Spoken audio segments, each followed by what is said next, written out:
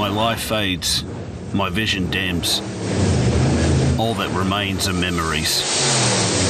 I remember a time of chaos, ruined dreams, this wasted land. Most of all, I remember the man we called Max, the road warrior.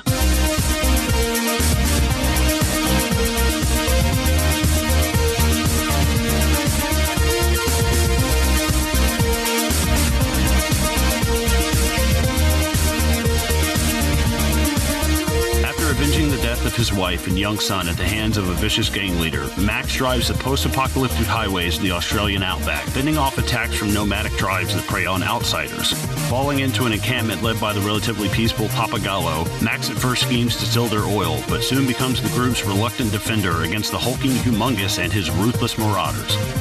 Welcome to another feature presentation of Midnight Double Feature, and on this episode, we're going to be doing Mad Max 2, The Road Warrior from 1981, directed by George Miller.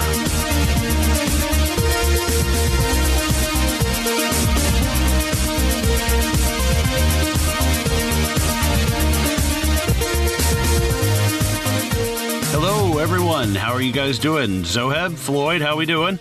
Pretty good, pretty good. I am well. I'm good, dude. I am so excited to jump into this. And I'm excited to be talking with Floyd, man. How you doing, Floyd? Doing well. I'm excited. Not only excited to be on Midnight Double Feature, I mean, I'm obviously a listener and a fan, but covering, definitely one of my favorite movies of all time. And when I say that, I truly mean top 10, maybe top 5 ever for me. Oh, hell yeah, dude. Damn, big goal. Yeah, that's awesome, dude. I'm super excited to have you on. If you guys haven't listened to Floyd's podcast, that's the Pop List. He and I just banged out a couple of episodes about the Zodiac the other day, and I had a blast doing it. There, we really had a lot of fun. But yeah, we're here to talk about Mad Max 2: The Road Warrior. One of the biggest, I would say, sci-fi films to date. If you want to call it sci-fi, post-apocalyptic, blah blah blah, all that jazz. But I tell you what, before we crack into that, Floyd, why don't you tell us a little bit about your podcast, where we can find you, stuff like that. Just talk about your podcast. Yeah. So it's the Pop List. And as I kind of explain it when I talk to people, I originally started out, I wanted to do a pop culture podcast, but that quickly evolved into histories, mysteries. As you've spoken, Colin, we just covered Zodiac Killer. I've definitely done other true crime episodes. I mean, I've even done stuff like, hero dogs and interesting stories about twins and ghost ships and things like that. So it's really a little bit of a hodgepodge. But we our kind of our motto is listen, learn, enjoy. So we kind of go off the beaten path usually with a lot of the things we cover, but we do a lot of research and we try to bring something definitely new and original to every episode. So you can find us just about anywhere you can find podcasts. Of course, iTunes, but iHeartRadio, all those. And we also have a website. It's thepoplist.libsyn.com. So yeah, it's the Pop List, and we kind of, it's a little more educational, I guess, maybe you say. So it's what we do. Just quickly to our listeners, if you go over and listen to the Pop List, you're gonna get a shock, because those episodes are so well researched and so well structured. Well, if you go from hearing something like us, where it's just like, oh yeah, so this movie's cool, to something like Floyd's, like one of Floyd's episodes, it's just a shock. So prepare yourself for an actual quality podcast. Yeah, I'm a big fan of the Pop List. I've listened to, I would say, like 98% of the episodes that are on there. Like there was one day at work when I first really started getting into them. I worked 10-hour shifts, and like 8 of them I just spent listening to like Pop List episodes. And there were so many of them. Like you said, the strange stories of twins, and talking about people like being possibly reincarnated, and then missing stories. I love the story. Not sure which episode it is, but it's about the actual story of like the true story of Roadhouse, kind of like what inspired the Roadhouse film. Mm-hmm. That story is fucking bonkers, and you can listen to it over at the Pop List. I'm not going to talk about it here and ruin it, and you have to go over there and listen to it. But yeah, I am super pumped to be talking about this movie. I'm a big Mad Max fan as of like late. This is something that I've been. With half of us being fucking Australian here at Midnight Double Feature, I think we've been real keen to cover. But before I get into all of that, why don't Floyd? You're the guest here. Let's start with your opening thoughts, your opening impressions of Mad Max 2: The Road Warrior. So, as I've already mentioned, one of my favorite movies of all time.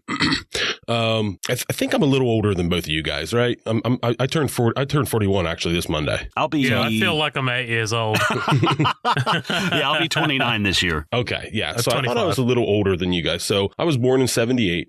So in about 1984, 85, we had HBO and I caught The Road Warrior. At that time in the US, Mad Max, the original, was kind of playing. You could catch it like, at 2:00 in the morning on like, scary nights or B-movie, Friday night B-movies, reels or what have you. So I'd caught a little bit of that. Didn't even realize they were related until later. But as a, 6, 7, 8-year-old watching Road Warrior on HBO, it was amazingly impactful for me. I mean, I almost went immediately and started transforming my Tonka trucks into, Lord Humongous's Wheels of Death or what have you, breaking out the windows awesome. and doing all that type of stuff. I really did. And it really stuck with me my entire life. And that was about the time then that Thunderdome came along, but Road Warrior for me was always elevated above all of those. And it has been incredibly influential for me in my movie watching. Just the apocalyptic version that George Miller put together and the detail that he put into that has kind of transcended into my, personally, the things that I like Cormac McCarthy's The Road is one of my favorite books of all time. Ooh, that's a good movie too. Yeah. The Road Warrior, of course, as I've already mentioned. And then it even kind of translates into, I'm a huge zombie fan.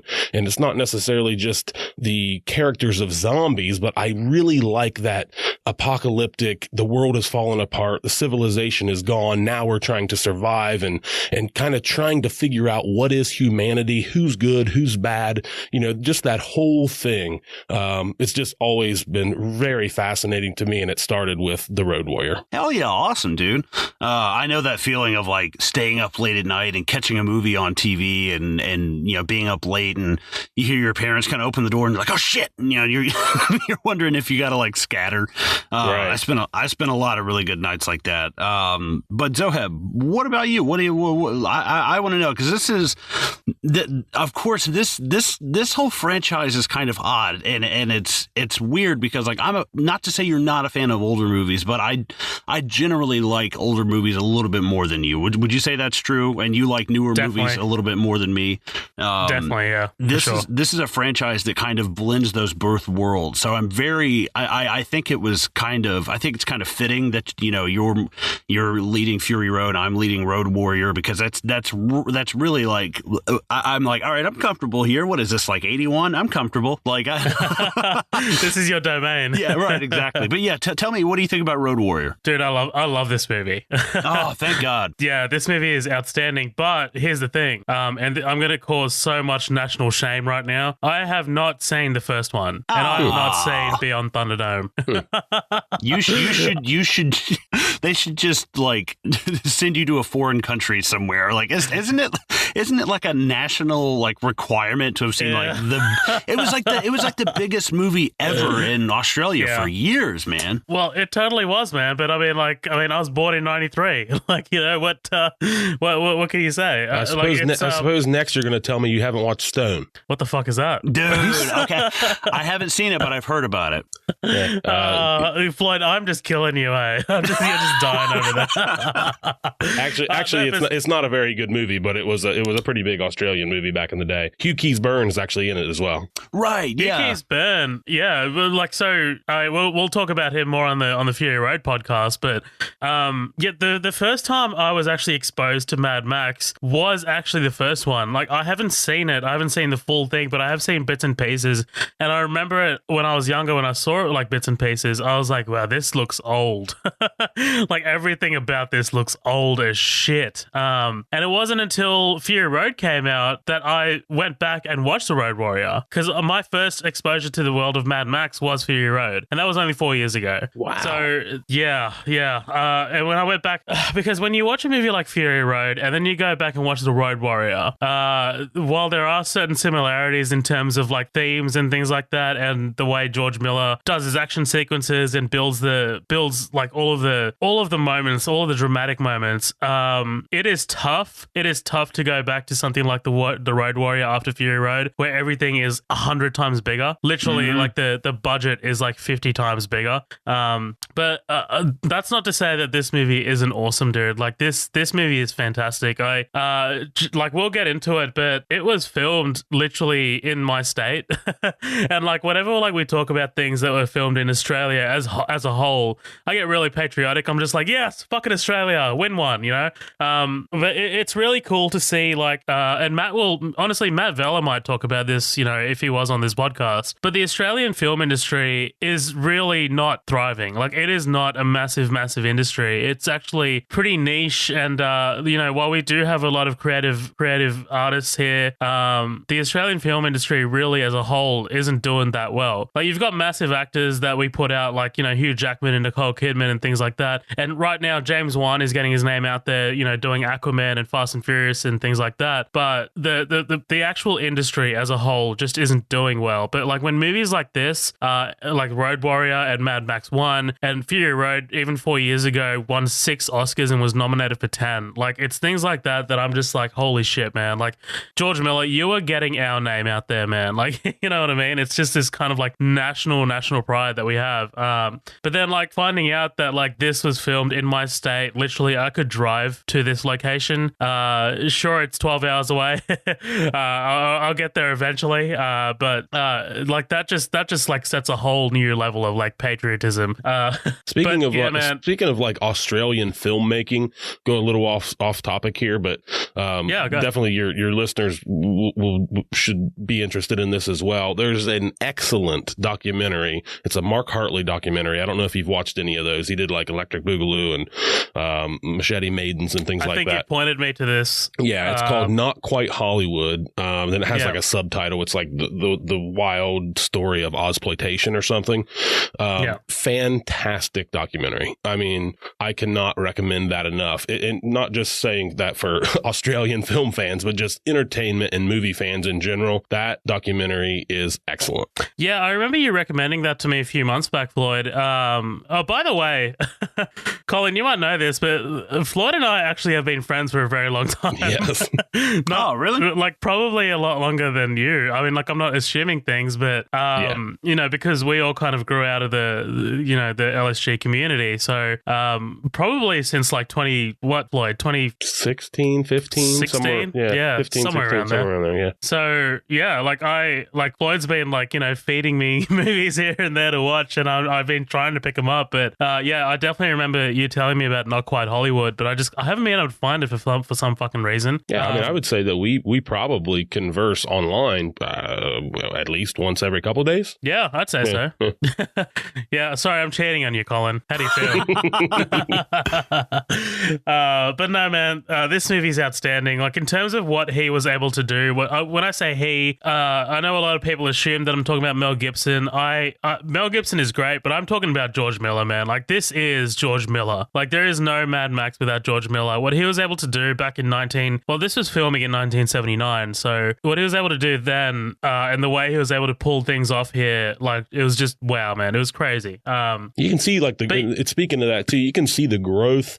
Obviously there's a difference in the budget, but you can see the growth too as him as a director. I mean, this movie is only 2 years after Mad Max 1, as you spoke of. You can watch Mad Max 1 and you can tell that it's old and a little low budget and the editing isn't quite there. And, you know, there's just a few kind of things missing a little bit. And then you go to 1981, 2 years later, and this thing's, perfect.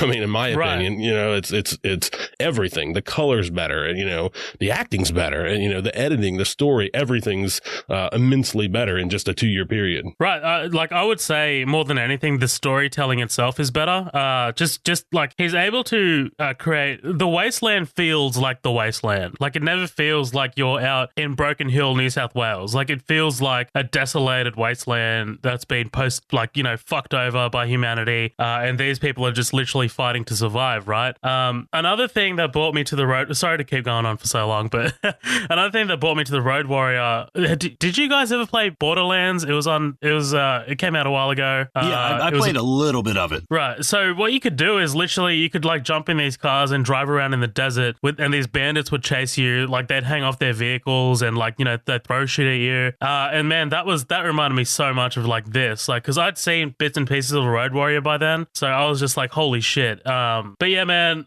watching this again was fantastic. It was a great experience. And I watched this with my dad this time around, dude. And my dad sat down and watched this with me, and he was like, it was like he was thrown back because he's like, I haven't seen this movie since living in Fiji, which is honestly like before I was born. He told me that he watched this in the cinema. He told me about how he had this experience about this big Fijian guy like sitting right behind him and laughing at all the violence and the decimation going on. Was it fucking Wes, dude? Like just some dude with a big mohawk. But I'm just like, there's not much to laugh at here, but all right, no worries. But yeah, man, like it was actually kind of great, like bonding with my dad over this movie because what he saw with Road Warrior, I saw decades later with Fury Road. So yeah, man, I'm really excited to talk about this movie. Hell yeah, dude, awesome. Yeah, you were when you said, yeah, my dad hadn't seen this since before I was born. I was like, what is this, like 10, 12 years ago? Hilarious. But yeah, I was super late to the Mad Max train. I do remember seeing the first one. I was probably like 12 or 13, maybe. My brother Adam had it on a VHS, and I remember watching it and going, what the fuck is going on? Like, it is so odd. Like, especially when you're 12 or 13, like, I mean, I'd seen post-apocalyptic films. Like, I knew about the world ending and all that jazz. Like, I'd seen movies like that, but never anything like this. This was probably some of my first exposure to like any Australian cinema or culture or anything like that. But I really enjoyed, I enjoyed it enough to go seek out more. Okay. I was like, okay, so there's way more movies of these. And I swear I didn't see Road Warrior. I then went and saw Thunderdome somehow. It was on TV and I was like, okay. And then, I just kind of checked out, never really saw it again. Thunderdome's a cool movie, but not really, whatever. And then I would say about, I don't know, 8 or 10 months ago, I was at just at a game store, looking over games, and they had the Mad Max video game, kind of like a tie-in with Fury Road, kind of not. Like it's very, very based on Fury Road, but it's not the exact same thing. But it was fucking awesome, and I just got sucked into Mad Max. I'm a huge Fallout fan. I mean, if you like Fallout, there's really no Fallout without Mad Max. That's been like self-admitted by like, I think it was Interscope or Interplay, the first company that started the first Fallout games. They straight up said, yeah, without Mad Max, there is no Fallout. We are huge Mad Max fans, to the point that George Miller was meeting with that guy for them to do a Mad Max game. It took them like 4 or 5 tries before they ever actually got the one that we have now, the one that came out with Fury Road. There was a really shitty one back in the day that was just god awful. I think that's a worthy, like, something to mention there, man. Like, just the fact that the director and the creator of this universe was a part of the video game tie-in, like that doesn't happen. Video game tie-ins are usually terrible. They are awful. But yeah, the fact that George Miller actually had an input with this game, and he was working with Corey Barlog, who also just won like an award for best game of 2018, which God of War. Like they worked on that together for Mad Max. Now that's funny because I think that's one of those 4 or 5 that never came to be. In fact, the weird part was it ended up going because I watched this whole 20-minute long fucking video on the Mad Max video game. I'm a huge fan of that game. It's a lot of fun. It gets a little repetitive, but it is fun. But I think it's Avalanche Studios. They eventually got a hold of it and finally put something out, but they completely blocked George Miller from it. Like I can't remember the reasons why. Because that one with Corey, what's his name? I want to say Balrog from Lord of the Rings. But yeah, because there was a huge excitement over this guy and George Miller getting together, and I think it wound up being something like there were way too many plot points in the game that were close to his script for Fury Road, and he was like, nah, like we can't do that. Like that's way too close. But Warner Brothers wound up just kind of like, at one point EA paid $20 million for the license for this, straight up, no argument. Damn. Gave George Miller $20 million, and he was like, cool, well, I can fuck off, you guys go right ahead. And nothing ever came of it. EA never made a game with it. I was like, oh my god. But I have a blast playing the game. It's a lot of fun. It really shows you how destructive like the roads can be when you're going 80 miles an hour and someone shoots out one of your tires. Like, you're fucking going down, man. Like, and it's gonna be brutal. But then it's cool. It's basically based off of Fury Road, but it's not exactly the same thing. But after getting sucked into this game, I was like, I know I've seen the first one and I didn't really care for it, and I definitely know that I've seen the third one and it's kind of okay. And I'd always heard Road Warrior very much so revered than the other ones. I heard it in a lot of like Patton Oswalt albums. He always talked about Road Warrior, and I was like, you know what, I'm going to check this out. And I still I like it. There's definitely got some problems with it, but this is not my favorite in the whole franchise. I like Fury Road, but this definitely beats Fury Road for me by like a mile. And we'll get into that as we'll cross that bridge when we come to it. But I love this movie. I love how like realistic, it's grim. At the same time, there is a little bit of optimism. Even the humor in it. There's like these little dashes of humor here and there, and they're fucking great. They're like right when you need them, because it's like we're seeing people like constantly murdered or run over or raped, or God knows what else. So there's so much that happens in this that's just so like, God, the future is fucking bleak, man. But in every one of these Mad Max movies, we do kind of have this thing of people always trying to go somewhere else. Fury Road, they're going to the green place. In the Mad Max Beyond Thunderdome, the kids are trying to get to was it Tomorrowland or Faraway Land? I can't remember the name of the place that they're trying to get to, but there's always somebody trying to get to like somewhere else. And at first I thought about that and I was like, yeah, that's kind of, I don't know if I like that. That's the plot for like every movie. And it's like, well, dude, take everyday life and subtract gasoline, and you have so much story right there. You have conflict. You have the desires and the wants and the needs of these characters. Why is he doing this? To survive. Like 95% of any of the reason that any of these people are doing this stuff is to survive. And like it kind of like put that in perspective for me. I was like, wow, that is crazy. Like there's no other motivation in this wasteland. There's not like, oh, I want to go and get a degree and start a vegetable garden or whatever. Like there's nothing. It's just like, I just want to be able to like have clean water for the next week. Like that's so fucking mind blowing. Not only that, sorry to interrupt, Colin. Not only that, but like the whole story about like, I kind of really dig the whole, we need to get from A to B. I love that thing, especially in a post-apocalyptic setting, because when you have nothing, when you have nothing, like zero, you're trying to survive. You're trying to survive these bandits. All you have left is hope. And like to get to point B and like to actually like paint point B as their hope, like that for me is like for a story like this, and for a setting like this, I think that works great, really.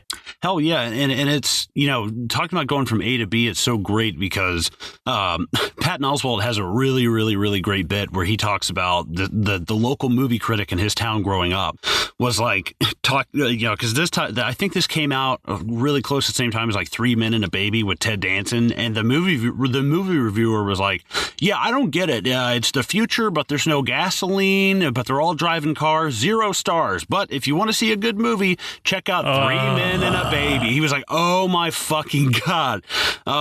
So yeah, it's super interesting to see this, like the mobility, your ability to move is what kind of that correlates with your survival. You know, you can walk, I guess, if you have enough water, but you've got to have some kind of mode of transportation. That's why I fucking love the gyro captain, because that guy's got like something I've never seen anybody else have in almost any of the Mad Max movies.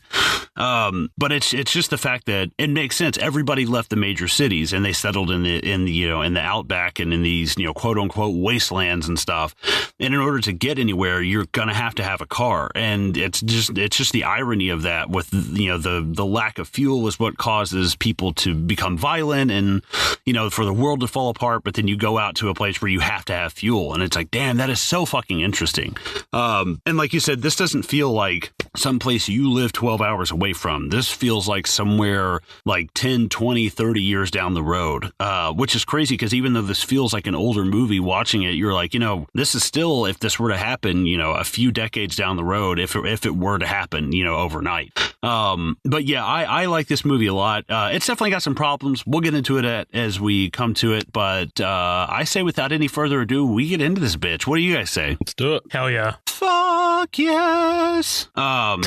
So, by the way, I know you've been waiting to cover this for so fucking long. Oh, dude, yeah. Like, it's ever since I first started playing that game, and I was like, man, you know what? I really want to cover Road Warrior. But we were like, because I think I pitched Road Warrior, and you were like, wait, well, no. Let's do a double feature of Fury Road. And I was like, God, you're a fucking genius.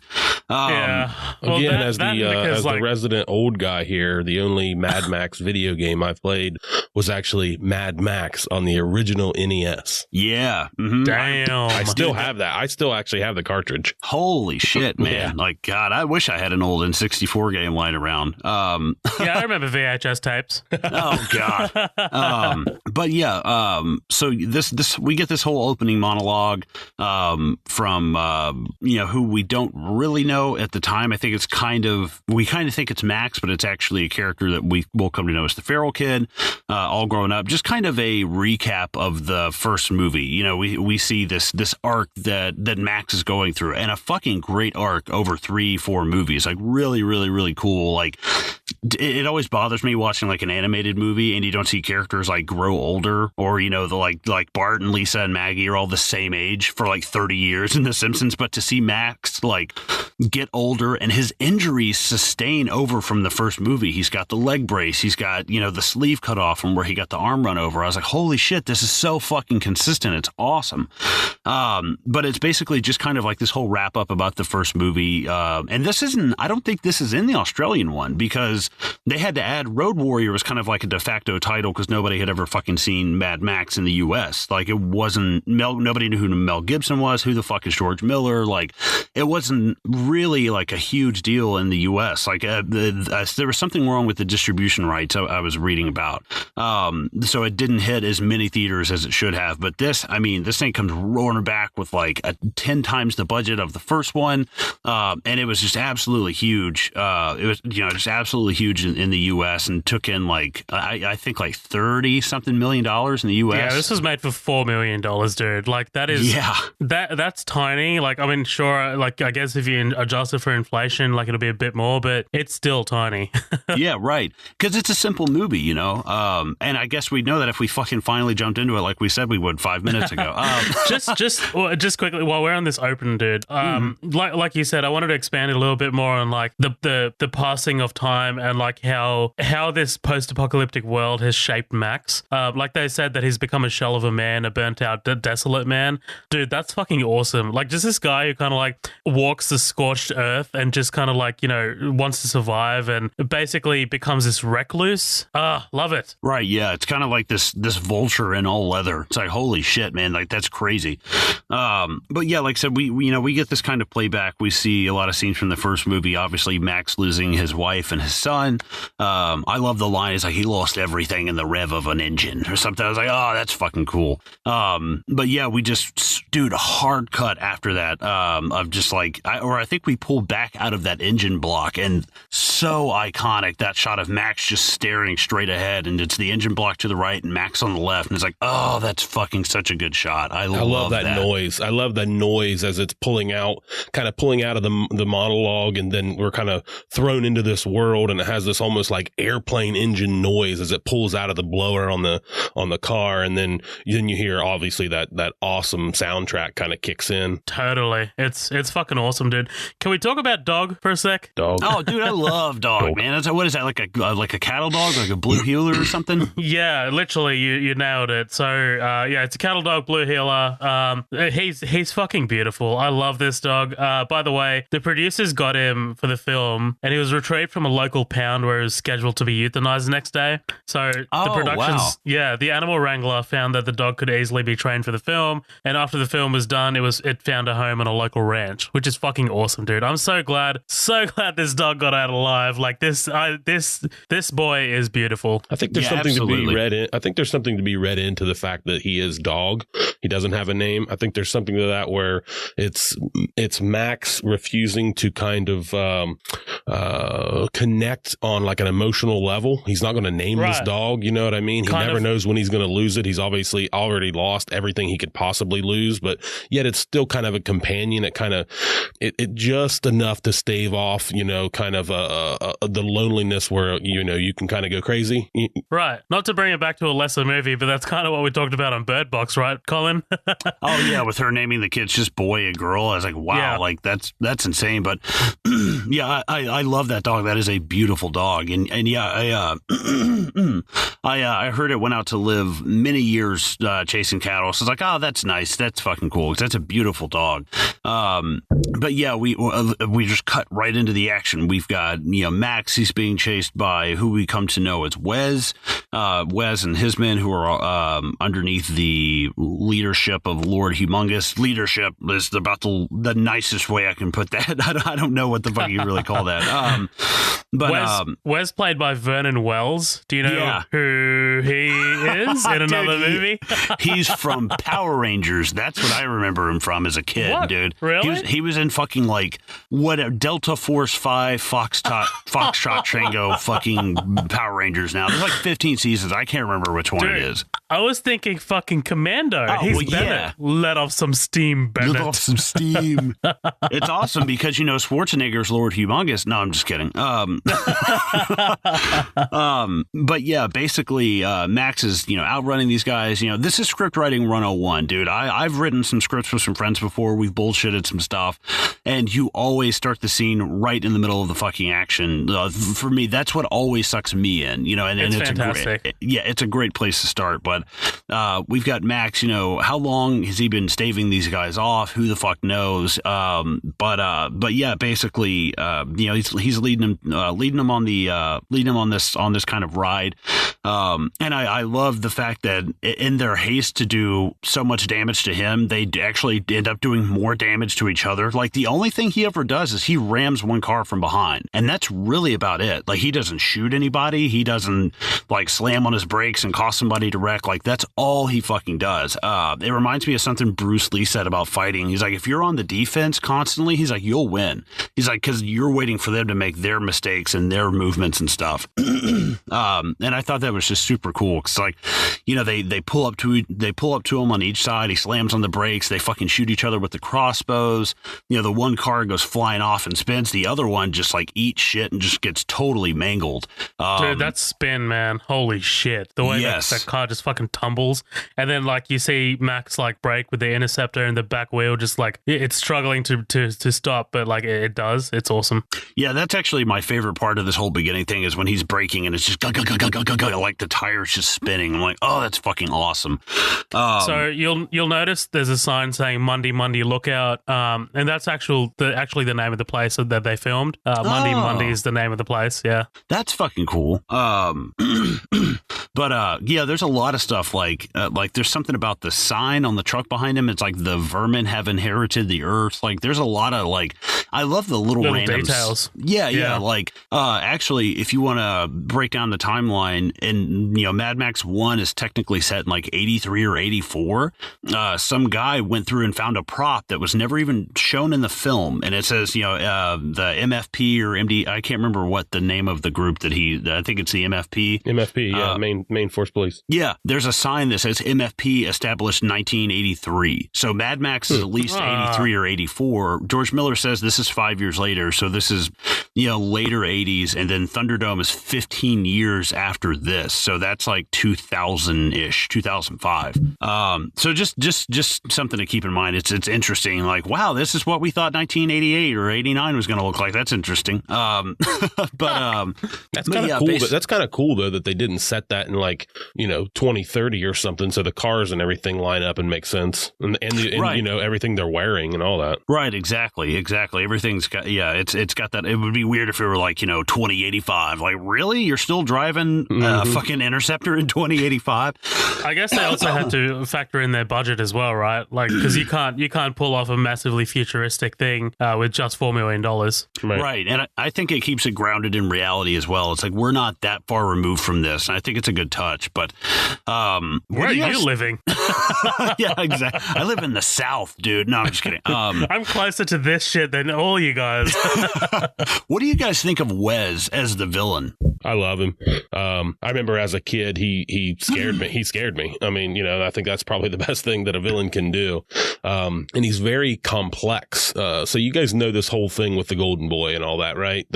So Wes pulls up on the bike and has the arrow in his arm and pulls the arrow out and replaces it, which I think is and something else that shows you that everything's valuable in this world. You know what I mean? He's not just going to throw that arrow away. Can't waste ammunition. And then the Golden Boy thing. Do you guys know this whole thing about the theories and the actual script and everything with that character? Enlighten me. Yeah, I've only heard a little bit. So the Golden Boy, I think it was generally assumed that was his gay lover. Mm-hmm. It was kind of like his boy toy. He's got a chain around his neck and things. Vernon Wells had came out in an interview and said that was not the original intent. And when I first heard that, I thought, okay, this is a dude. This is the early 80s. You know what I mean? Things are a little bit different. But that really wasn't it. It really wasn't the intent. Vernon Wells actually became popular. He had played a gay character in a play and had become popular. And Wes, by the way, ended up becoming kind of a gay icon. And but the original script, and according to Vernon Wells, there's actually a scene that didn't make the movie where he actually found that kid as a child and kind of adopted him and took him in. So really, in the original script, that was supposed to be more of a father-son relationship than a lover relationship. But obviously, I think it comes off as a gay lover relationship, and makes, I think, Wes more complex, like a complex character and more depth to him, I guess. Yeah, that's cool, man. I had no idea. I just assumed that they were gay. Because I mean, Wes has a leather back flap on his ass, so assless chaps. Assless chap. By the way, man, along with petrol, is the most coveted thing in this movie, in this world, leather? It must be. Right. You think being in the Outback, it's like, dude, can I get a fucking Under Armour shirt? Can I not wear X hockey gear out here? It's fucking 100. Joheb, what's the temperature right now there? Right now, dude, I've got my fucking AC on, smashing, everything's closed. I'm sitting here in a dark room. The weather right now is 32 degrees Celsius, which is, I'll calculate that later, but whatever.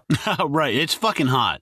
So it's so funny. Like, I would have never worn like black fucking leather like out there. Like, holy shit. Yeah, Humongous is wearing like this fucking leather overall thing. Well, I'm just dude, like, they what couldn't is this? fucking fit a shirt on it. Like, my pecs, they keep lifting the shirt. But, this was actually, this was actually filmed in the middle of winter, though. Right, yeah. And I know heard they kind of, they spray them a little bit or whatever. They mist them up a little bit or whatever. But there's a lot of the production stories, they talk about those guys being, when the cameras weren't on, they were like huddled in blankets. Yeah, but here's the thing. Our winters aren't always cold, especially where they film this, which is like right in the middle of the country. Like, this is close to Alice Springs. This is close to Uluru, Ayers Rock. And man, it gets fucking hot out there. Like, seriously, it is insane. Just quickly right now, it is 90 degrees Fahrenheit. I mean, like, this is a fucking cooler day, dude. Like, the other day, it was like 115. Well, yeah, that's what I was going to say. It's like, oh, yeah, it's winter. It's like, well, yeah, what is winter to them? Like 40, 50? Like, dude, I was at work. It was 19 degrees the other day. I was like, holy shit. But yeah, basically, like you said, Floyd, we got Wes who pulls the arrow out, sticks it back in.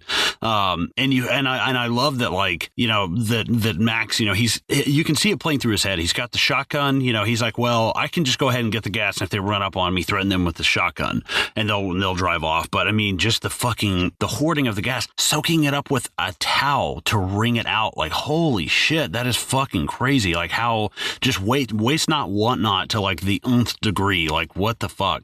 I got a quick question for you guys. Yeah. Is this shotgun from the first one as well? Or is this the one that introduces the shotgun? Dude, I haven't seen the first one in ages. Do you know, Floyd? I think he has that shotgun. I do believe he has that. I was just gonna say, because like it's pretty iconic and I guess synonymous with Mad Max right now, right? Oh yeah. God, yeah. That's like Bruce Campbell in Evil Dead with the shotgun, Right, yeah. A very similar sawed-off double barrel shows up in Fury Road too. Right, yeah. I believe, and how consistent these movies are over through the 3 or 4 of them.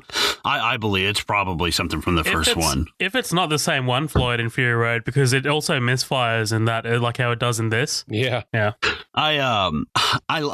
Wes has like 9 lines in this movie, and like 8 of them are like.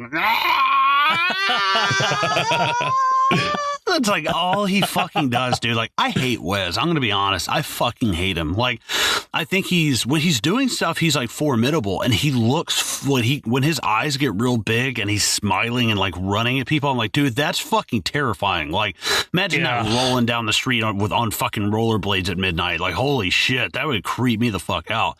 I kind of like Wes as like a henchman. I don't like the feathers on the shoulder pads. Oh, yeah. Like, I'm good with that. By the way, what do you guys think of Mel Gibson, man? Like, this was his role. Like, I mean, Mad Max is the one that started it all, right? Yeah, I mean, from what I heard, he was just kind of like, just nobody. But I like, I don't really love him in the first Mad Max. He's okay, but in this one, he's more grizzled. It was his idea to come in more grizzled. He cut his own hair with scissors and like shaved part of his eyebrows off, like came in and really fleshed this character out to his own.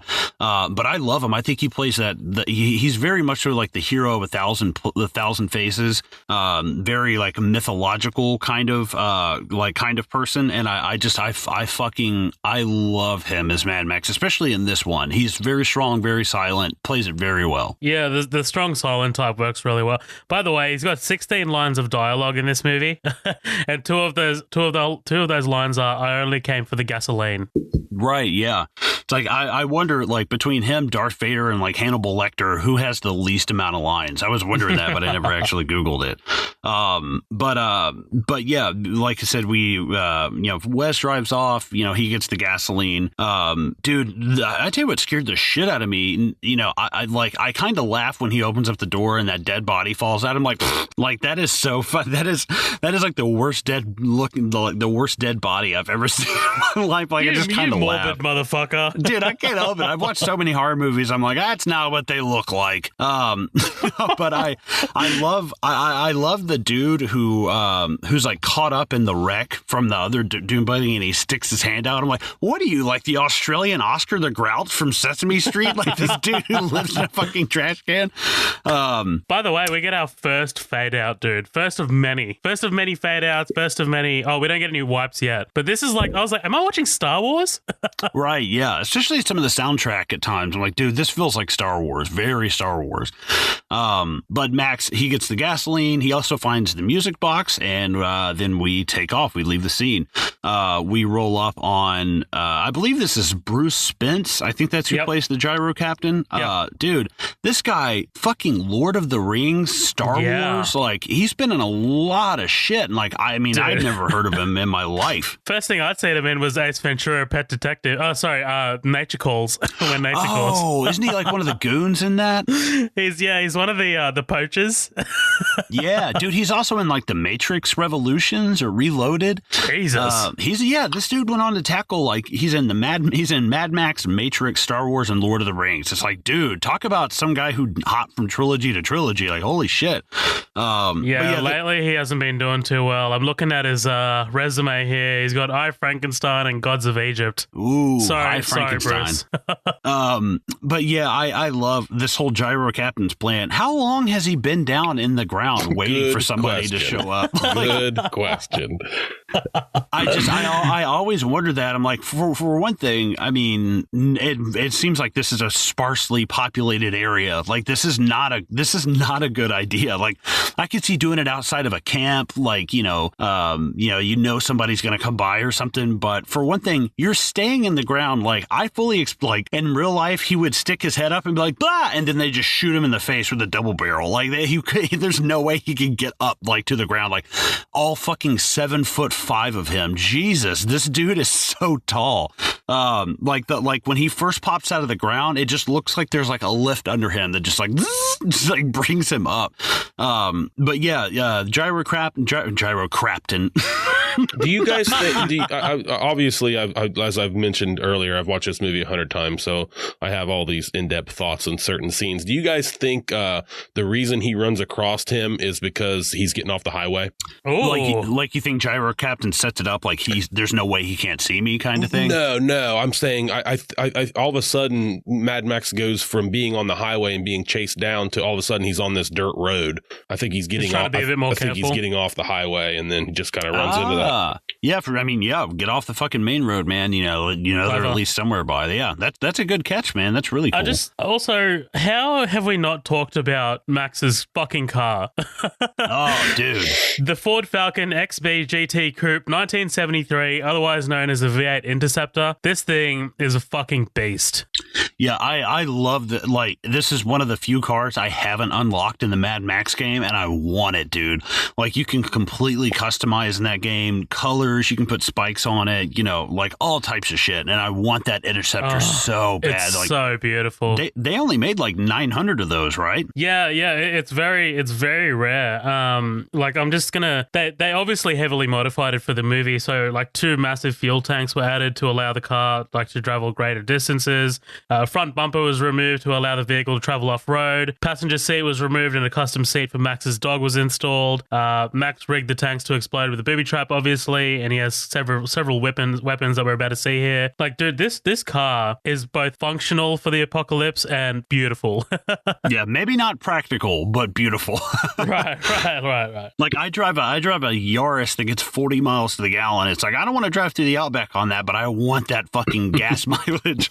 I love when you were like, obviously it's been modified. I'm like, oh man, it doesn't come with 2 giant gas tanks on the back. Like, shit. But yeah, I love the way this car looks. It's absolutely beautiful. And this is around the time, you see a lot of cars like this. Like, it kind of reminded me even of like Knight Rider a little bit, like the Knight Rider car. Like, I think it's way prettier than that car. Floyd, did you ever watch Knight Rider back in the day? Oh yeah, definitely. See, I only saw a couple episodes, but I can't remember what kind of car that is. It was like a Firebird. It's like a Pontiac Firebird. Mid-late 80s Firebird, yeah. Okay, I'm terrible with cars. Too. But yeah. I I had a guest come on the pop list, and actually one of my episodes we did top 10 vehicles from movies and TV, and the Interceptor was my number one. Oh, fuck yeah, dude. Hell yeah. It's fucking beautiful, dude. You can, there's a company in Seattle, you can actually have an Interceptor made. They will make it from scratch. I think they make everything, so obviously it's not cheap, but you can actually buy one and have it made. Yeah, Colin, we only need one kidney between us. Oh, well, two kidneys between us, so we can commission that, right? Yeah, we got about 100, 150 grand for the pair. But yeah, I would love, imagine walking out to the garage and be like, what do I want to take? Do I want to take the DeLorean or the Interceptor or like the Ecto-1 from Ghostbusters? Like, which one do I want to take? Which that Ghostbusters like rework, by the way, that looks fucking good. I can't wait to see that. Yeah, Jason Reitman. By the way, there's supposed to be 2 more Mad Max sequels going on, by the way. Yeah, I'll get to them when we talk about Fury Road. Good. I was going to say, I just wanted to make sure. Remind me, because I don't want to forget about that. All right. But yeah, basically, Gyro Captain gets to drop on Max for all of about 2 minutes. Like, I wish he'd just come up and just been coughing out dirt or just like just shitting dirt out of his mouth. But yeah, he surprises Max. He takes him at gunpoint or arrow point or whatever you want to call that. Max tells him the car will explode if it's tampered with any of the gasoline. He makes Max deactivate the explosives. I love that. He's like, a clever fellow would have a weapon in today, and he just slides the knife back into the holster. I'm like, damn, man, that comes back hardcore in Fury Road. Like, you guys both know what I do for a living. I'm on this one ride, my specific ride that I ride every single day. And dude, I do that shit. Like, there's like black clips and pins and certain stuff that I need that when I share the ride with people, they just come off my ride and steal them. So like, dude, I black clip stuff like underneath my machine. So I always have it right there and I know where it is. And I got that from Mad Max because I was tired of my shit coming up missing. I'm like, dude, where's my fucking box cutter? Like, I have to go and stash it. If it's your home away from home, man, might as well, make it comfortable, Right, exactly. And like, that's one thing at my job, I'm constantly by myself. We're in a very old warehouse. We're actually moving to a new building in about 6 months. So it's this old, dilapidated, like when it rains, water gets in, like it's really falling apart. So like, sometimes I feel like I'm riding in the fucking apocalypse and there's all these people around. Like, but yeah, he says the car will explode if it's fucked with. Max deactivates it, and I love. He's going to open the door, and the Gyro Captain's like, no, I got it, and the dog just mauls him. that's so like, dude, just let him open the door. He would have been fine. I like it that the dog does not attack him until he touches the car. Yeah, he's right in front of the window before that. Mm-hmm. When he touches that handle is when that dog gets him. Yeah, the dog's like, just get your ass within range. Get him, boy. Yeah, love it. It's awesome. But yeah, and Bruce Spence said that he and this dog got along great. He's like, if you pay attention to the dog, he's only pulling on my scarf. That was something we trained him to do. Like, he was not trained to like go for my throat or my hands or anything. He's like, we actually played like a lot with that dog. He's like, I really got along with him. I'm like, that's awesome. That's cool. I love hearing that. Dude, I would watch a spin-off movie with these two. These guys are great together. Yeah, dog and Gyro Captain. Yeah. Dr. Dog Gyro Captain. But yeah, Max gets the drop on the Gyro Captain, puts a knife through his throat. No, I know we got tons of gasoline. Ka-chunk, ka-chunk, ka-chunk. I love that. I love the speech patterns in these movies. George Miller said it's a lot of it is inspired by A Clockwork Orange. Honestly, a movie that's so disturbing. I saw it once, and I don't think I ever really need or want to watch it again. I don't say that lightly. The Clockwork Orange fucked me up. Like, it's very like Requiem for a Dream kind of status. But the way they talk in that, they have this great kind of speech pattern, this street slang kind of thing, and I love that. Well, that and Australians are lazy when it comes to talking. Like we like to we're slack-jawed English basically. Oh yeah, I mean literally good day, g'day. I'm like, well, yeah. I mean it's a simplification, but I can go with it. Hell, dude, I say y'all. You know how many times I say y'all a day? Like, dude, come on. Cletus, the slack-jawed yokel. Dude, I love Cletus. But yeah, basically the gyro captain bargains with Max. Max is like, where's this gasoline? He says, if you kill me, you never know. Great. I mean, it's pretty smart. Anybody with a knife to her throat probably wouldn't have the balls to be like, oh, it's 12 miles east. He's just like, no, I won't tell you unless you take me there. Like, that's good bargaining power, dude. He might be kind of a goofball, but he's smart, And I love, Max kind of taming the snake, which is kind of cool. That'll come back a little bit later. But I love, they're driving to this refinery that we'll see, but he's got the dog with the shotgun in its mouth. Like, dude, that is because he sees like a rabbit or some kind of animal outside, and he looks, and the dog doesn't even blink, and he's like, good boy. I love this. Yeah, it's like a little moment of tension for the gyro captain. He's like, oh fuck. Dude, I would have loved the dog have seen like just a huge cat running through the fucking things, and he turns and shoots him in the face, and he's like, oh man, I fucking shot the gyro captain in the face. Well, why the fuck did you do that? Like something from Pulp Fiction. But yeah, he basically they get to this little overlook kind of spot. Dude, I swear to God, they spend more time here than we do in our story at the refinery. Like, it feels like they're watching this place for like at least 48 hours, right? I mean, what did you guys think? That's definitely what I thought when I first saw this movie, man. I'm like, holy shit, they spend a lot of time up here. And it only feels like a lot of time because, I mean, at this point, there's only like an hour and 20 in the movie left. They are scouting for a very long time. But honestly, like when they crest this ridge and you look over at the refinery, it's fucking beautiful. Dude, yes. I'm so glad you said that. I love that when you're watching this and you see this, for lack of a better term, siege that's taking place. This is very medieval. You have this compound, and then you have these marauders, and I just love the scene from up there where they're at, just kind of taking in everything from an overview. It reminded me very much of Floyd. Do you watch Game of Thrones? Yes. Oh, thank God, because honestly, all of my Game of Thrones references go missing with Colin. I can't. But this remind me of like the Watchers on the Wall kind of thing? Yes, like absolutely. The wildlings are attacking the wall, and like the like you said, very medieval, very like we're going to wait these guys out because we can. Yep. Yeah, awesome. I love this. All the shots of them looking down. There's especially some coming up as time goes on that some of their night shots are just. I mean, God, it's just cinema porn, man. It's like, oh, that's such a beautiful shot. The refinery in the compound was the largest set built in Australian film history at the time. Holy shit! I believe that. I do, because I can't think of any other big Australian movie to come out before Road Warrior. Right, yeah.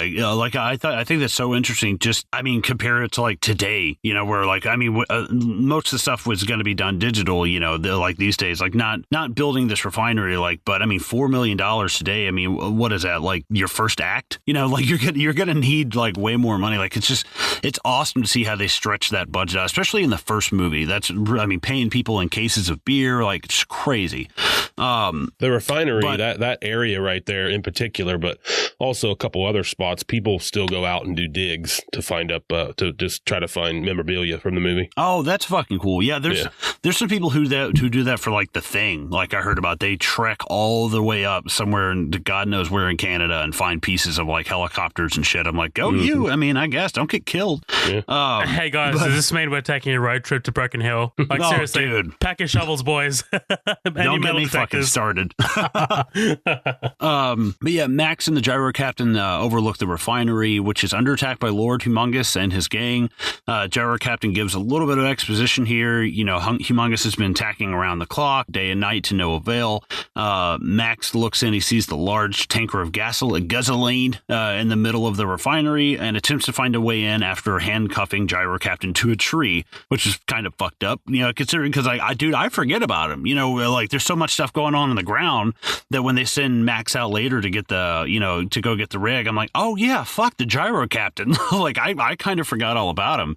But yeah, eventually we see, Lord Humongous and his men, kind of leave the area after Max eats that can of dog food. Like, man, what's crazy? I'm looking at it. I'm like, dude, that's fucking dog food. And he makes that shit look so delicious, man. Like he looks like, I mean, look at his face when he's eating it. He's like, oh my God. And it just looks like refried beans. But dude, he has to sell it. He has to like sell the, dog food is a fucking necessity out here. Like, you know what I mean? Like, it is a deli. It is a fucking beautiful feast. Right, yeah, and I love Dinky D, which is actually what they name your dog in the Mad Max video game. They just call him Dinky nice. D. I'm like, that's fucking cool. Dude, when he first pulls his can out, I'm like, oh, okay, so he's going to feed the dog now, right?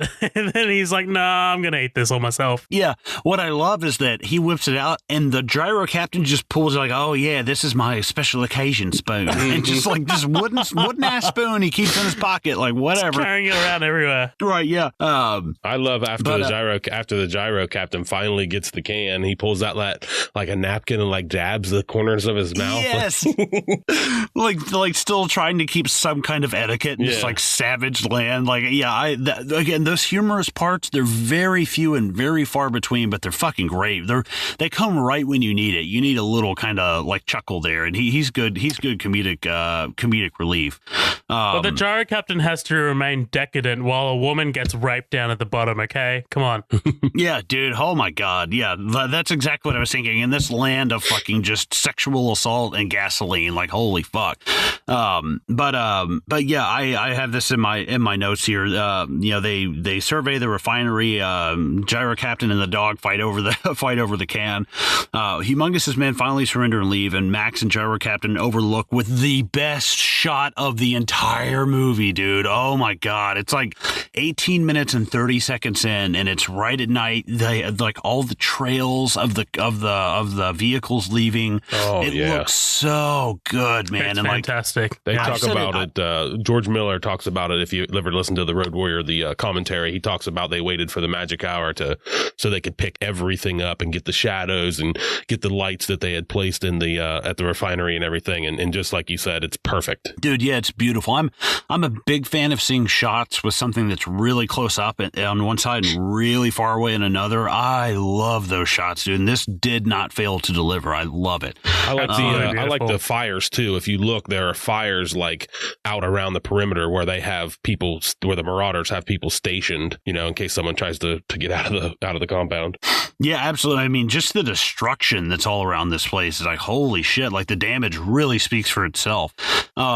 But the next morning, Max awakes. He sees what is this, like 3 or 4 cars leaving the refinery compound? Kind of, I guess, just all going off in different directions. This kind of confused me at first, but they're all just looking for transport vehicles to haul the rig somehow. But they're really not going to make it that far. I mean, in all reality, like the one that we see get stopped closest to Max is like a fucking go-kart, dude. It's like a go-kart with like a wicker basket attached to the top of it. Like, there's like no protection from anything at all. There's not even a fucking door. I'm like, dude, you're not gonna make. And they're on motorcycles, dude. Like, notoriously faster than vehicles. Like, oh my God. But yeah, when they wreck that car, dude, I love that it's not just the car flips and it's like, well, I have to stop because my car flipped. It's like, no, you lost a tire. Like, when you're watching it, it's like they're totally immobilized. I like that it's not just, it's kind of like in movies when, Chuck Norris would just punch like one dude and then he never gets back up. And like, did you punch him into a coma? Like, what the fuck happened? Like, I want to see like a reason for your immobility. And I love that we see their tire go flying off. And one of the things I love about this dude, this entire sequence of like these 4 or 5 cars like leaving in different directions, we see all of this from Max's point of view. If this is remade today, like you would get like a point of view from like each of these like characters like leaving the compound, and basically this whole chase scene happens. But I love like Max just kind of like watching each of these cars, and like you see Lord Humongous's crew like, you know, ramp up and start chasing him, and it's just like you put two and two together. You immediately kind of like have this like bird's eye view, because Max is obviously at the top of this cliff, and Max is kind of like as confused as we are as to what's going on here. He's like putting it together as we are. It's great. It's fantastic. Right. Yeah, I love that. It's like, and I think it really speaks to Max. He's never one, you know, if we're watching a real true story of a hero, that dude's going to load up any ammo that he's got. He's going to run down there and fucking gun him down. You know, he's in the interceptor, blah, blah, and he's like, no, I'm just going to watch. Right. Because it feels really impersonal, like the way they shot this, and it's fantastic because it works in the favor of Max's character. Right. And Max is like, dude, this is how I survive. He's like, I don't get in. Why would I get involved with that? I gain nothing from getting involved with this. And it's like, damn, dude, like, but really, I mean, you can't, I get it though. You can't go doing that in the wasteland every single time somebody runs into trouble and think you're just going to go out there and run and gun and save the day. Like, sometimes you just don't get involved. And as fucked up as it is, I understand it, man. It's like this, you know, have any of you guys ever seen Book of Eli? Mm-hmm. Oh, yeah. Really good movie. But there's a scene very similar to that where they encounter a couple and Eli just sits there and he's like, yeah, he's this ultimate fucking Jedi master with the two machetes, and he could go down there and make short work of these guys, but he's like, I just can't. He's like, I can't risk it. I'm like, dude, that's fucking crazy, man. I feel like Book of Eli took a little bit they took a lot of stuff from Mad Max, but like a few specific things too. It's a good movie still, though. If you haven't seen it, check it out. I was literally going to mention it in the next episode. Oh, damn. Well, shit. Sorry, I saw your thunder. No, that's all right. Like, all I could really remember from that is Gary Oldman in this kind of like sequence where like it's like a one take kind of like siege section, like this fucking but whatever. Move on. But yeah, we see this. We see the car get wrecked. The man starts getting out of the vehicle. We have a male and a female passengers on this. The man's shot and fucking pinned to the side of the vehicle. The female occupant is attacked, and I mean, but they, you know, it's not like one of those like, okay, like in Highlander, they're, you know, after the Kurgan defeats Ramirez and he's left alone with Heather, he just says, hello, pretty, and then it just goes to black, and it's like, dude, you know what happens, you know, she's sexually assaulted, we get it. No, this is fucking like drawn out. This is something where they, like, we see her struggling, they're pulling her clothes off, and I was like, god damn, that is hard to watch, man. Yeah. It's so much harder to watch than I thought it would be, and I'm like, okay, here's a movie from like 81, it's gonna be toned down a little bit. I'm like, no, like it totally earns that R rating. But just quickly, sorry, go ahead. So Max takes the gyro captain's telescope, which offers no fucking magnification difference to the binoculars. Like, no, it's you the think same. so? Well, I don't know. It looks the same. It looks like the same zoomed in. Like, I don't know. Yeah, like I could. It's like, what do you have next in there? A fucking hook hand and a treasure map? Like, what the fuck? He's got like this fucking a ton of food in there. Yeah. But yeah, like I said, yeah, the woman is attacked and raped. She's eventually killed, you know, by her rapist. That guy fucking just walks up, and I mean, that's one of my least favorite parts of the movie is him killing her, obviously for obvious reasons. But it's really just the real slow pan down, and like I don't like the way it's like executed. It's not. It's very dramatic. Yeah, it seems a little drawn out to me.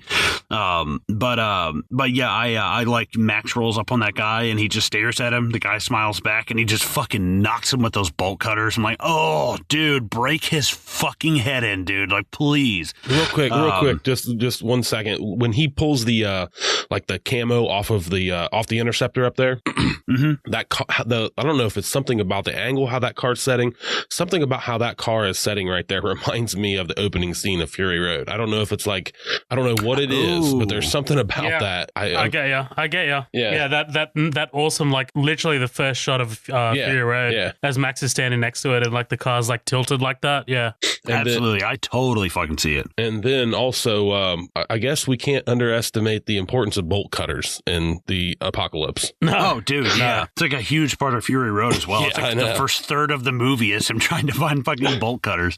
But yeah, like I said, he comes down, cracks that fucking rapist head in with the pliers. And like, that's one of the few times I was just like, like when I saw it, I was like, hell yeah. Like I audibly made a noise. I was like, wasn't expecting like to do that. Probably like dislocated his jaw. See ya. Yeah, because he pops back up a little bit later, I think. But he gets a fucking, because I thought, dude, this guy's dead. I'm like, oh no, wait, there he is. And then he gets a really deserving death. Like, hell yeah. Is that guy Norris? Do what? Is that guy Norris? The stuntman? Do you guys know who I'm talking about? I think that might be Guy Norris. I might be wrong on that. I thought you're saying, is that guy Norris? Like, no. I was like, I don't know. Who the fuck is Norris? Like, I thought that too. I was like, who? No, one of the main stuntmen in the movie, Guy Norris. He actually went on to like a huge Hollywood career. He was a second unit guy for Lord of the Rings, second unit director for Lord of the Rings. He's the guy later. Wow. He's the guy later that has like the big crazy tumbling.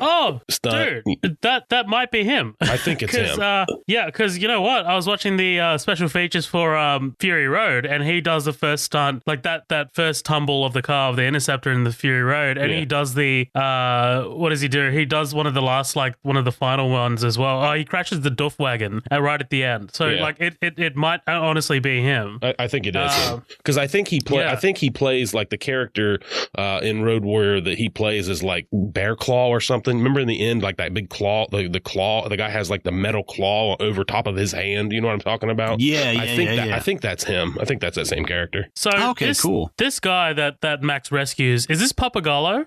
No. This is Nathan. Okay. Papagallo is the blonde fucking looks like Drago's like second cousin removed, like the blonde headed guy. Basically the leader of the refinery. Yeah, because I was like, why is Papagallo going out on this this mission to find a vehicle? I was just like, this is weird. Yeah, no, this guy is just this guy named Nathan. He runs up on him, fucking has to cut him loose of the tire from God, dude, like having to sit there and watch that happen. It's something interesting that, and I don't think in a typical movie this guy would be this man and this woman would be husband and wife, and he had to sit there and watch. I mean, it's horrible what he had to sit there and watch, but when not to skip too far ahead, when Max goes back in, there's the guy who's like, there was a woman, what happened to her? He's like, it was quick, she died. And the guy is just destroyed by that. And I fucking love that part. And I don't know why, because it's such small, like, world building. And from a guy who has like 5 lines in the movie and it makes no significance, like he's not even, I don't even know his fucking name. But the fact that we can see it on his face that this was a sister or a wife or, maybe an aunt or something, like you can see it in his face. And I just love even that small moment that they give it. I was like, most movies I think are really afraid to do that, but I love the fact that they really weren't afraid to do that in this. It's like, that's fucking cool. I like that. It's just such a small touch. But Floyd cuts Nathan free. He's like, oh, thank you. I can't tell you, blah, blah, blah. Save it. Did you say Floyd cuts Nathan free? Did I say Floyd? I swear to God, dude. Now I'm subjectively putting Floyd into Mad Max, dude. I'd love to be there. I'm gonna go to bed tonight and just think of Floyd fucking shooting sawed-offs into just Aussie heads through the wasteland. I'm literally looking through like the cast credit and I'm like, who the fuck is Floyd? That's hilarious, dude. Can we talk for a minute about Warrior Woman? Oh, dude, yeah, she's awesome, man. Even as a kid, though, it's crazy how gritty and realistic this movie is, and then she pops up and I'm like, come on with the hair and the eyebrows and the eyebrows, dude. I'm like, come on, like, what do you have, like a fucking Polly Pocket you look in every morning and pluck your eyebrows? Like, dude, you look, I mean she's a gorgeous woman. Absolutely. And awesome. She's a fucking like badass like warrior, but at the same time I'm kind of like, I'm in the same boat as you. I'm like, you don't look like any of the rest of these people. Yeah, like, where did you get the Power Rangers outfit? Yeah, dude. Yeah, we'll fucking get to that. But I love this deal that he's making with Nathan. He's like, save it. I'm here for the gasoline. I'll take you back. You can, you can get as much as you can. Blah blah blah. So he takes Nathan back. He's immediately kind of treated hostile. They don't know who he is. He's got his gun belt up in the air. He's got Nathan on the other shoulder. I love that, man. Like, he's already got the gun belt out. Like, he knows that he has to surrender to these guys, and he knows exactly what they're going to ask him. Right, exactly. Because he's like, dude, I'm here for the gas. Like, that's his main motivation all the time. Like, as I was saying earlier, like, I love when you take a movie like this, you don't really have to think of, oh, well, what does this character want in a world where you can have almost anything? It's like, no, there's survival, gasoline, food, water. That's really about it. Like, that's all. Totally. And that's all we really need for our main, we can relate. We're like, cool, I get why I don't need anything else. I get it. But of course, he's searched. They take Nathan in. God, that fucking woman, Nathan. When she comes running, I'm like, oh my God, like this has got to be his mom or something, But God, her voice. Oh my God, dude, like that shit was just nerve wracking to me the whole movie, because she's got such a shrill, just like fucking like later on when they're talking to her, she's like, he's a reasonable man, we can surrender. It's like, oh my God, shut up. She sounds like she should be in the fucking Warwick Davis movie Willow with Val Kilmer. Like, she seems like she stumbled right out of Willow onto this fucking set. Zoheb, you have never seen that, have you? No. I can tell. I got like one eyebrow up and I'm like, Zoheb, dude, I fucking know you. Have you even heard of it? I've heard of Willow for sure. Oh, I fucking love Willow. Colin's got me pegged. I do. You were so quiet, and I was just like, I hope you could hear me staring at you. I was just like, Zoheb. Just quickly. So by the time like Max has entered this camp, this refinery, he's already kind of being stalked by this feral kid. Didn't want to go past that, and like we see that silver boomerang that he's got. Yeah, I love that thing, and then even the fact that he's got the glove to go with it, I'm like, that's cool, man. I love this character design for this kid. But yeah, doesn't it remind you of Newt? Actually, yeah, dude. Okay, dude, I couldn't quite put my finger on it. Like, dude, this past weekend, it's been really cold. We've been snowed in. We watched Fury Road, Road Warrior, Aliens, and I think we watched the first Alien as well. A lot of these Lindsay had never seen before, and she was like, wow, these are really good movies. And I'm so glad you said Newt, dude, because that has been, and we watched T2, sorry. And that was like on the back of my mind. I was like, dude, what is this character reminding me of? I'm so glad you said that. So James Cameron has said that this movie Road Warrior inspired some of the stuff for Terminator. So I'm wondering if like a little bit of that bled over to his direction of Aliens. Like, with Newt. I could see it. I definitely could. What do you think, Floyd? Oh, for sure. I mean, he obviously, like you said, has said it was very influential on him, and I think a lot of the character interactions are similar. I think that's where he really picked up a lot of that stuff. Absolutely. Hell yeah. But yeah, Max, like I said, he takes Nathan back to the refinery. He's forced to drop his weapons and he's searched. Nathan is taken over to medical immediately. Papa Gallo's asking him, how did you get through back there? Where did you find him? Max explains their deal and again states, I just want my gas and to get out of here. That's fucking, again, one of the only lines that he has in this movie. Nathan dies, and along with him, the deal with Max made. So yeah, Papa Gallo's like, dude, get the fuck out of here. Whatever deal you had, died with him. See ya. And right as they're kicking him out, I love his dog starts freaking out. He bites the guy who's like paraplegic in the legs, and he just like stares at the dog like, like, what are you gonna do? Like, he just kind of stares at him and laughs. But yeah, they and this dog also, apparently they had to get like earplugs for it because the dog was just pissing everywhere. Like, when the sounds of the engine and stuff just terrified this poor dog. So they had to give him like earplugs and stuff. Yeah, poor little guy. But yeah, I this is the thing that cracks me up. Just remember this moment later on when they start giving Max a whole bunch of shit for wanting to leave after he completed the deal that they wanted to. Just remember this, is it's so fucking hypocritical, these people. Wait, Colin, pause right there. So Floyd just sent me something in the message chat, right? This guy that played the feral kid, his name is Emil Minty. He's now a 43-year-old married father of two, and he works in Sydney as the manager of a jewelry store. Oh wow! You gotta go find it. Yeah, that's awesome. I gotta fucking find that place. I'm like, oh shit! Show me how to throw a boomerang. Yeah, just walk up and be like, hey, remember that? Remember that? I'm one of those fucking shit fans who are like, oh, remember when you did that in that movie? Yeah, he just decks your ass with a boomerang. It's like, fuck you, fucking asshole. Chops my fingers off. Yeah. But yeah, basically they're gonna give Max the boot for. I mean, and that's just fucked up, dude. Max didn't do anything. I mean, he brought your guy back. I mean, at least give him his car and let him leave. And it's like, dude, for people who were supposed to be on the side of, that's some real shitty shit to do, like right off the bat, especially to someone who, didn't have to bring him back, but made some kind of deal, and like, dude, I hate this right off the bat. I'm very like, fuck these people. Yeah, I don't blame you. Don't help these people. I don't give a shit. I love these mechanics. Oh yeah, the last of the V8 Interceptors. And also definitely I guess a bold choice or something original that guy's like paraplegic or something. He's like in some sort of like sling. You know what I mean? Right. Yeah. And I love later on when we have all these other attacks, it's not like he's just hiding out going, well, I'm paraplegic, I can't do anything. He's like lighting Molotov cocktails and shooting people. I'm like, hell yeah, dude.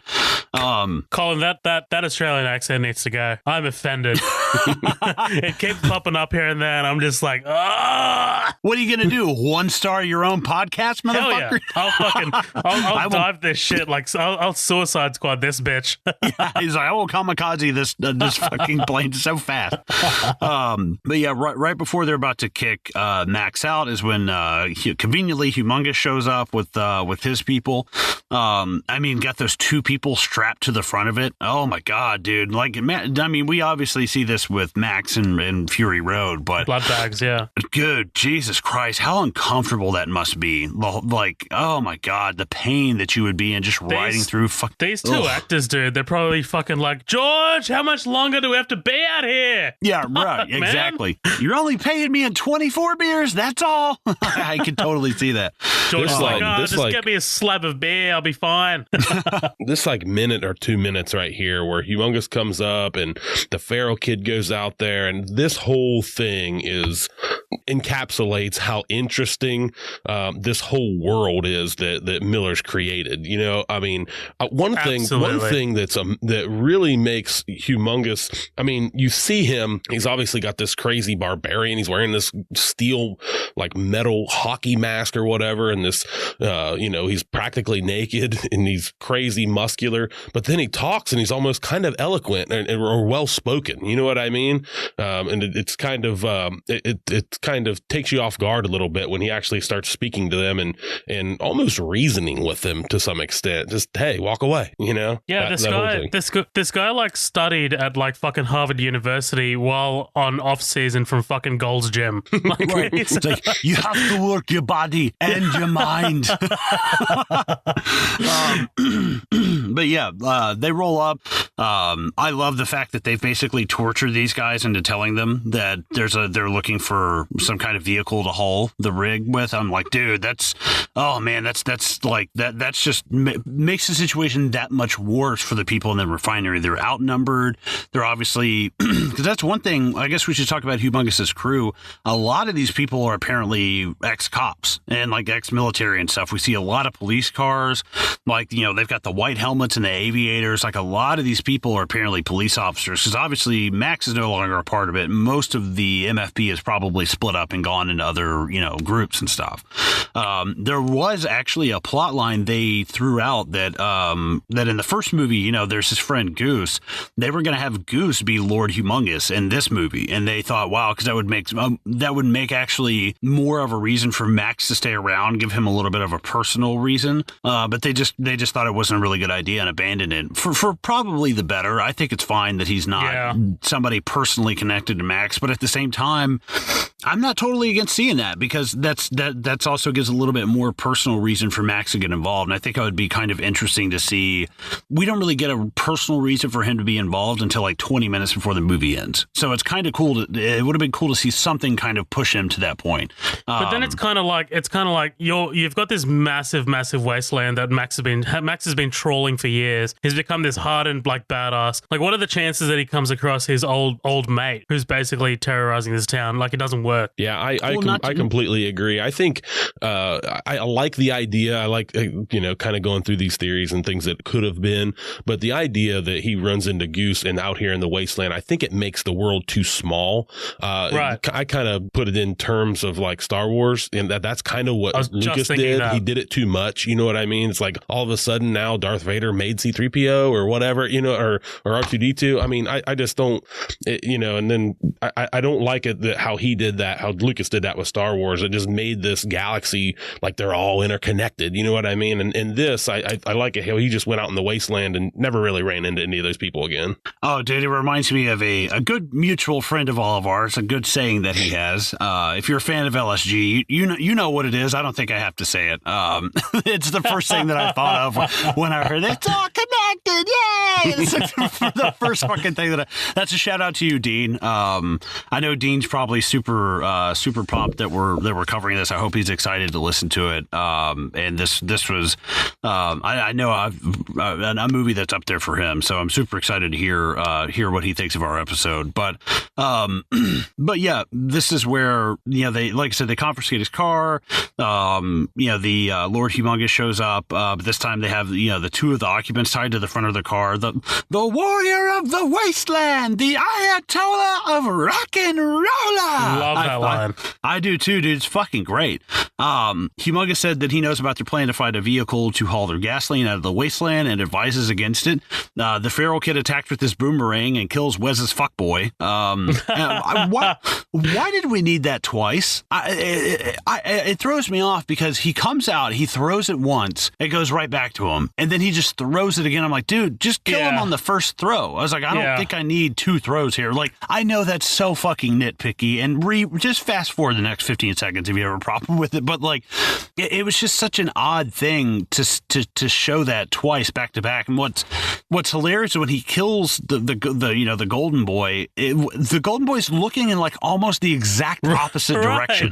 I'm like, dude, like everybody is looking 15 feet to the left. Just fucking turn. Just turn your head to where everybody else is looking, at the 5-year-old kid who just threw a fucking boomerang at everyone. By the way, when we were in like a primary school, which is like, a little elementary school, we had to make these boomerangs because obviously, I'm sure you guys know what the boomerang is, right? Of course. Yeah. It's Australia. Of course. So a boomerang is obviously a traditional indigenous Aboriginal weapon. So basically, like we had to, I remember like making it and like, putting like the Aboriginal art on it. It was pretty cool. And I remember like walking out into the field behind our house, and I was like, yes, all right, I'm gonna throw this. It's gonna come right back at me. I fucking threw it, and it just landed in the bush. I was just like, oh, all right, cool. So, but yeah, so I'm just like, oh, that's my little disappointment. I'm never gonna throw one of these again. What's the point? Well, let me ask you, as an Australian, do you know anybody that's actually proficient with one, or is that is it not as common as like you think? No, it's not as common as you guys think. And really, it's honestly probably maybe around here, around in Broken Hill, there'd be people like out in the country towns like that might be good with them. But honestly, when I say traditional Aboriginal weapon, I mean traditional. Like there is no way that people still hunt with these things. And it would be even if there would be, it would be probably like Aboriginal people who haven't really come together with technology or something. Yeah, Right, exactly. But yeah, we get him. He kills the golden boy. Wes loses his mind and tries to attack. I actually like Humongous here because Humongous is like, he's actually kind of sympathetic. He's like, no, not now. We've all lost someone we love. Like, we'll strike later, blah, blah, blah. But I kind of want him to be like, not now. We've all lost someone we love. I lost a brother at Camp Crystal Lake 30 years ago. Because he's, not only is the hockey mask, haha, Jason, yeah, I get it. But the back of the head, dude, I was like, come on, the man. Like thing? That, yeah, that looks like some straight Jason Voorhees shit. Like, looks like the back of my dick. Oh God, dude. Who have you been banging, Wes? There's a pulsating vein. Yeah. Oh, dude, yeah, it's great practical. Oh, now wait, we're talking about Humongous, right? We're not talking about Zoheb still. No, I was like, hold on, wait a goddamn minute. I thought this was an audio call. Floyd, that dick pic was fucking private, dude. Why are you putting that out there, man?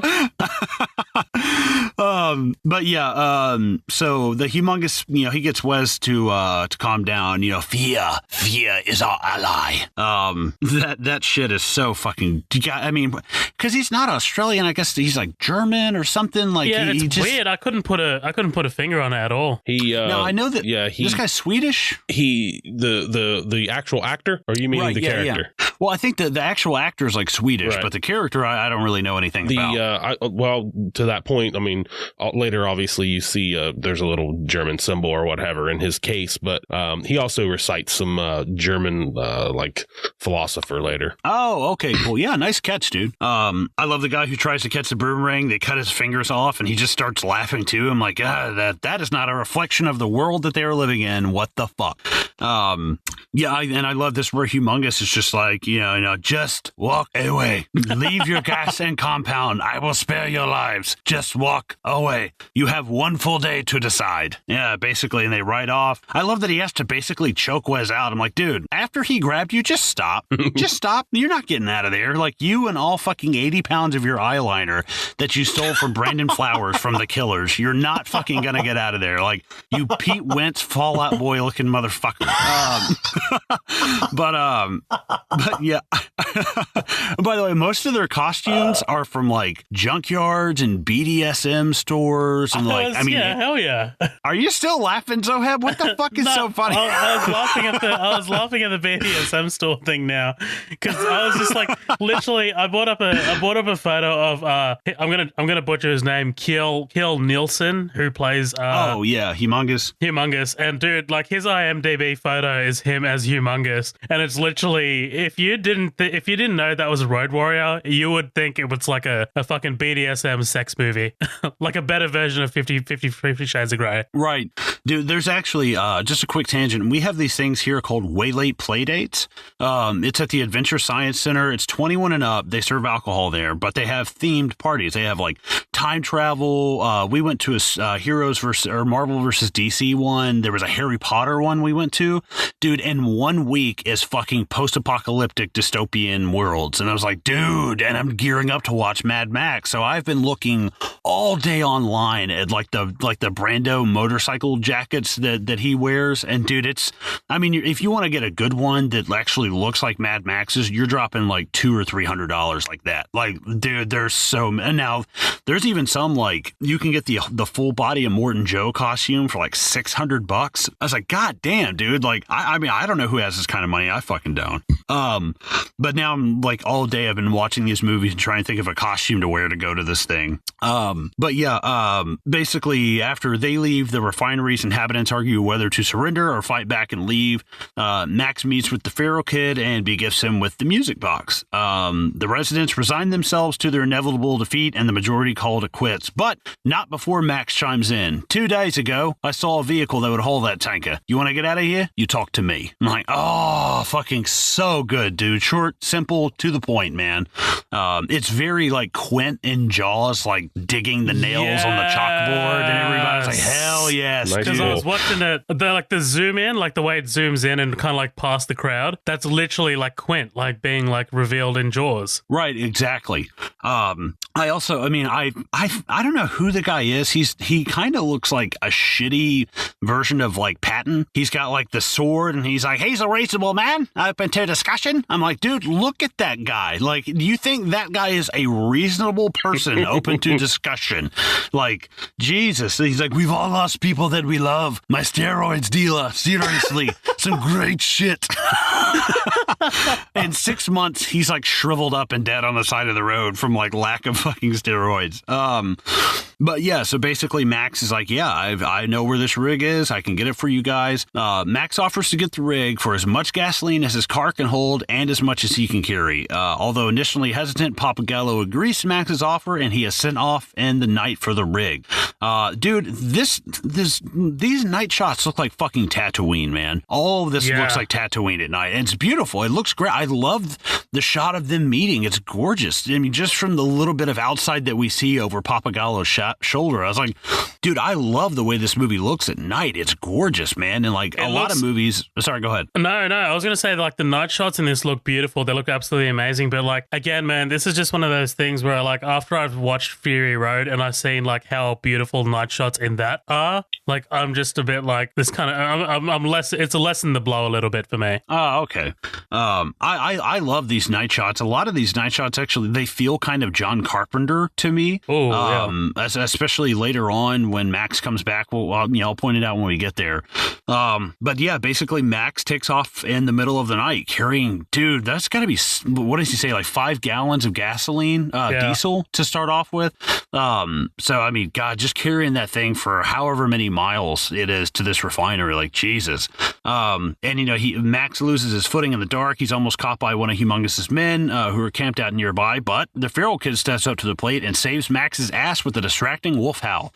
Max goes back to the campsite. By the way. Do what? He's not convincing, by the way. Is this something else they taught you along with the boomerang? Like, did your teacher watch nothing but Mad Max? And he's like, listen, in about 10 years, this is what it's going to be like. This is how you do a wolf howl, all right? You got to get the timbre right. You got to get the right duration. Like, there's a lot of things that go into fake wolf howls. Dude, yeah, I love. There's a lot of you got to get the right vibrato and the right cadence. Now let's do some algebra.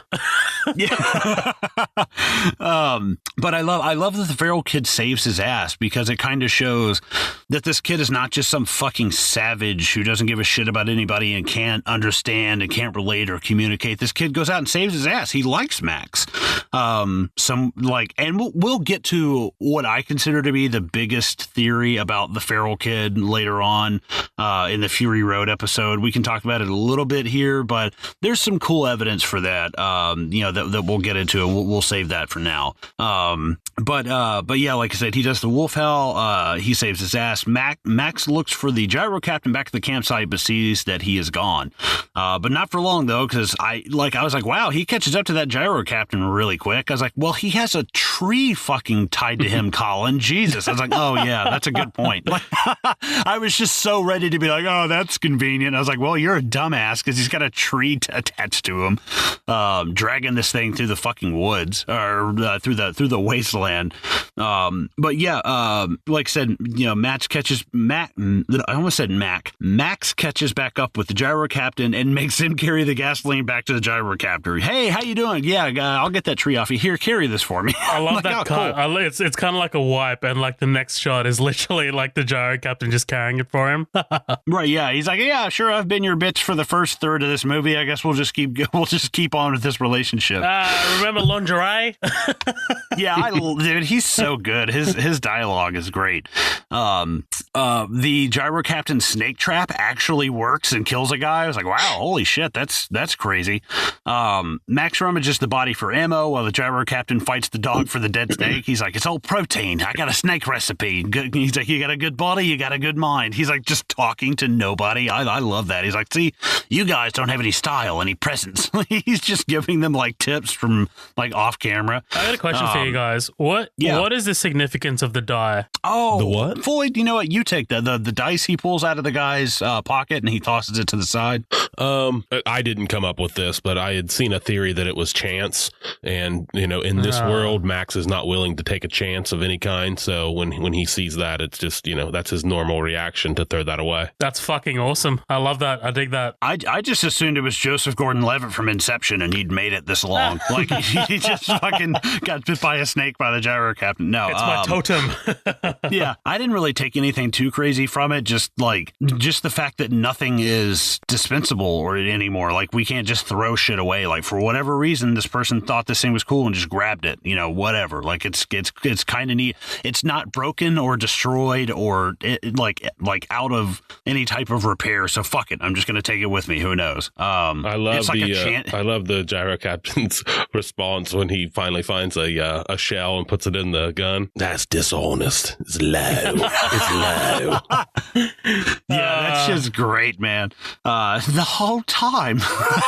That shit's so good. And I love, how do I know that's not a dud? He's like, find out, and just pointed at his head. He's like, all right. I love that. It's like, dude, nobody yeah, I might be bluffing, but you don't want to be the one to call that bluff. Mm-hmm. I love that. That's so good. But yeah, this is where Max and the gyro captain set off to find the rig. But I tell you what, before we jump into that, why don't you guys say we take a break right about here? Is that cool with you guys? Yeah. Hell yeah. All right, guys, we will be right back with our coverage of Mad Max 2, The Road Warrior.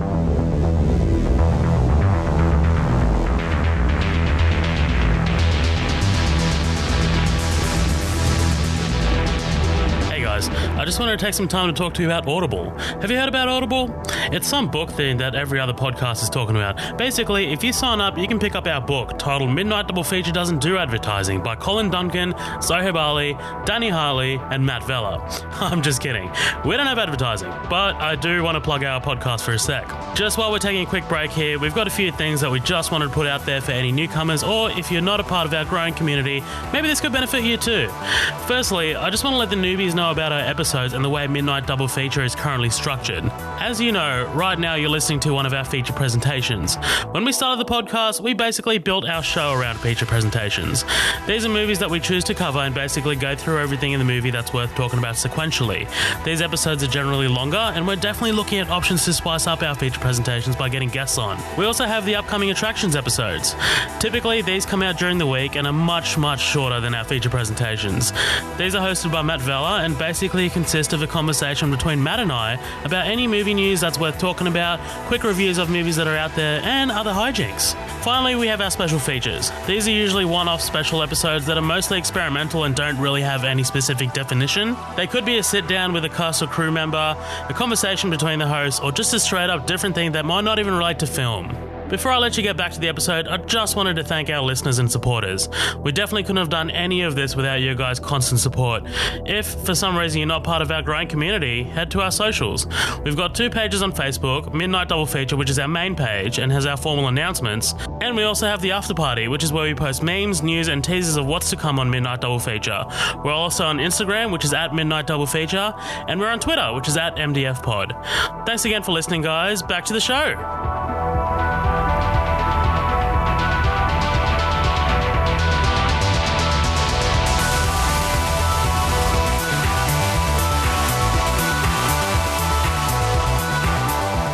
Hey guys, what's going on?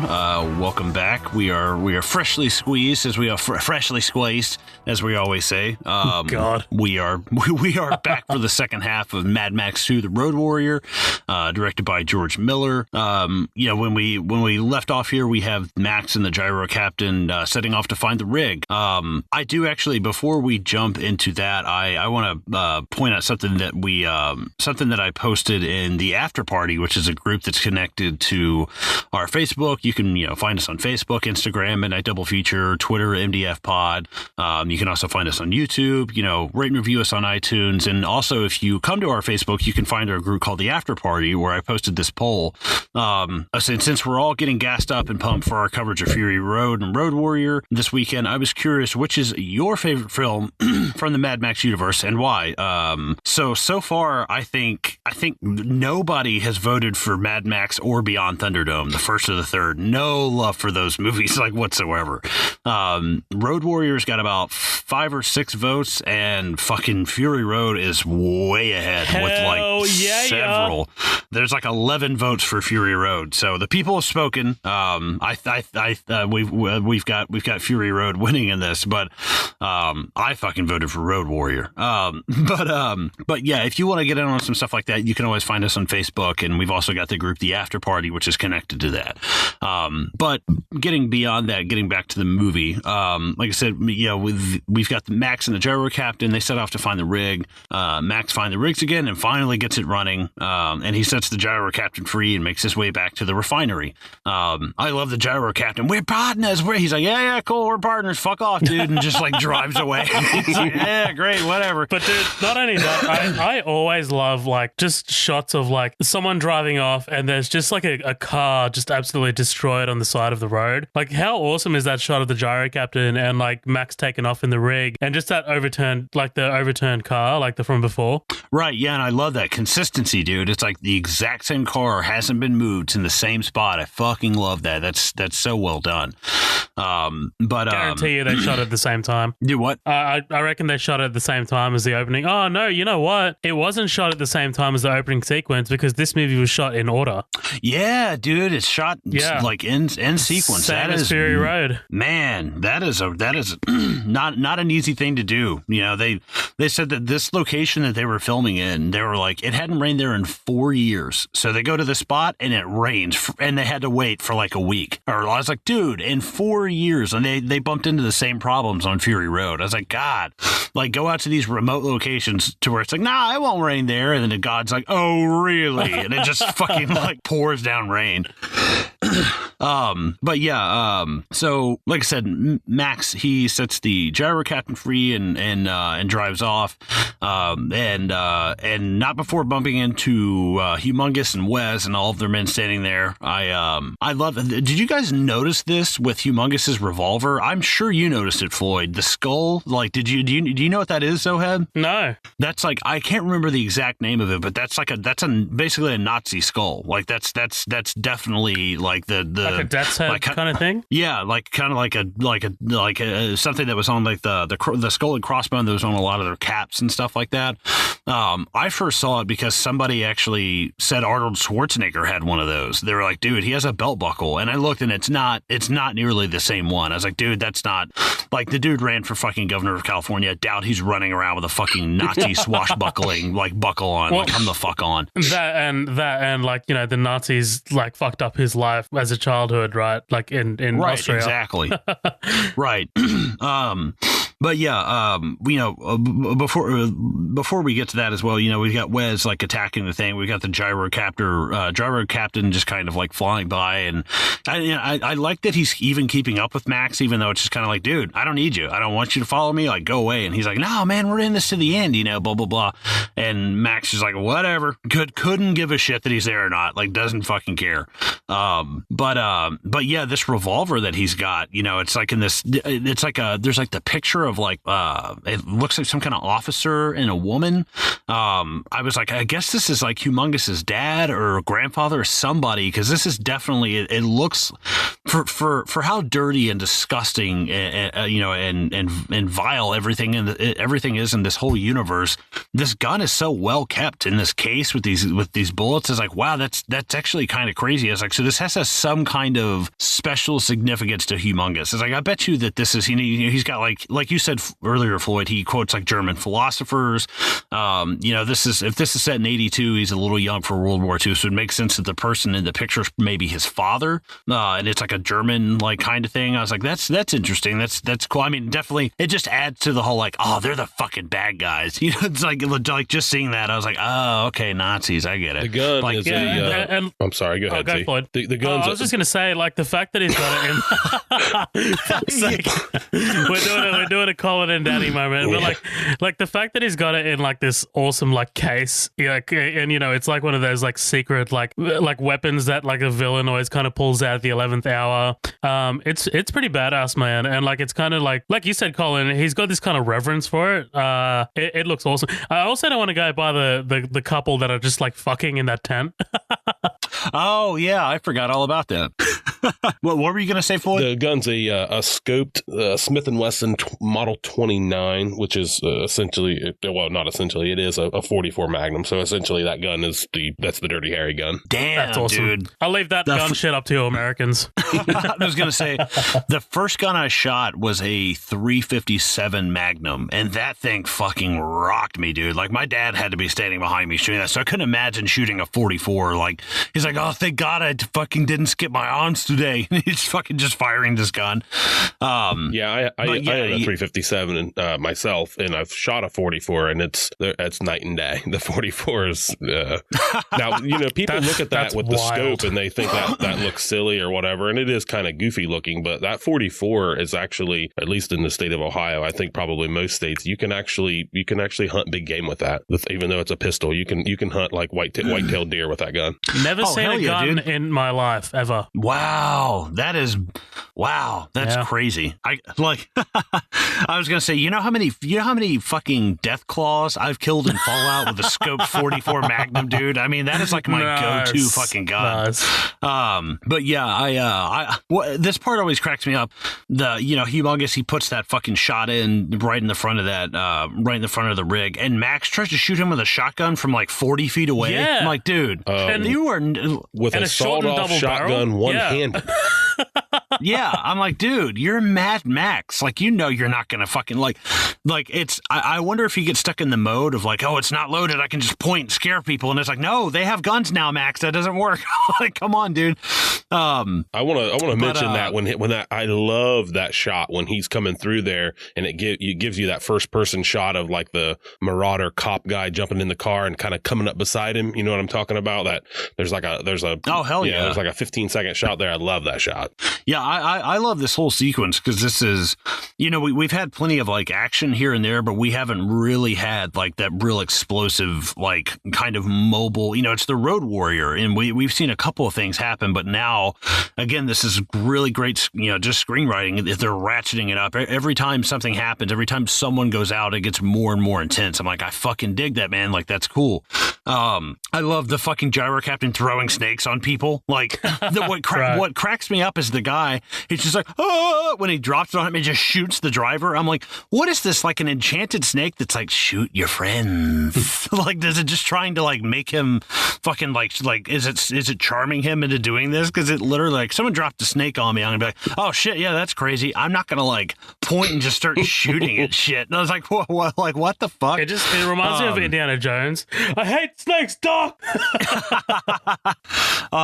Max makes his way into the compound as well as several of Humongous's men, including Wes. Their outside forces are being held up by the compound's flamethrowers, and Wes flees after the arrival of the gyro captain. I hated them destroying that pink Cadillac. That's one of my favorite cars in the whole movie. They've torched that pink Cadillac. Dude. Yeah, just blow the fuck out of it. Like, what's interesting to me is like, the flamethrower, like, yeah, like that's devastating up close, but like the range on your crossbow, dude, is farther than that. Like, just pop the motherfucker off from. I mean, you've got so much more range on these guys. But yeah, I love this whole thing, especially when Wes, that guy's going for the door and he gets shot by the guy that we were talking about earlier. I guess he has some kind of connection to the woman that was raped like earlier in the film. But he looks at Wes and Wes looks at him and it's just like, oh fuck, like you've really fucked up. And Wes does the backflip, and I love when he headbutts him and it actually like flashes on screen. I was like, oh, that's cool. Like, I really like that. Yeah, that comes back in Fury Road. There's one sequence in Fury Road where that happens, but there is another thing that I want to point out that I don't like of George Miller's style, and it happens a lot in this movie. It happens a couple times in Fury Road. This kind of like sped up sort of frame rate. I'm not sure if you guys picked up on it. Yes. I'm not a fan. Like, I get that it kind of adds to the craziness of it and like the maniac nature of like what's happening, but I'm not a fan.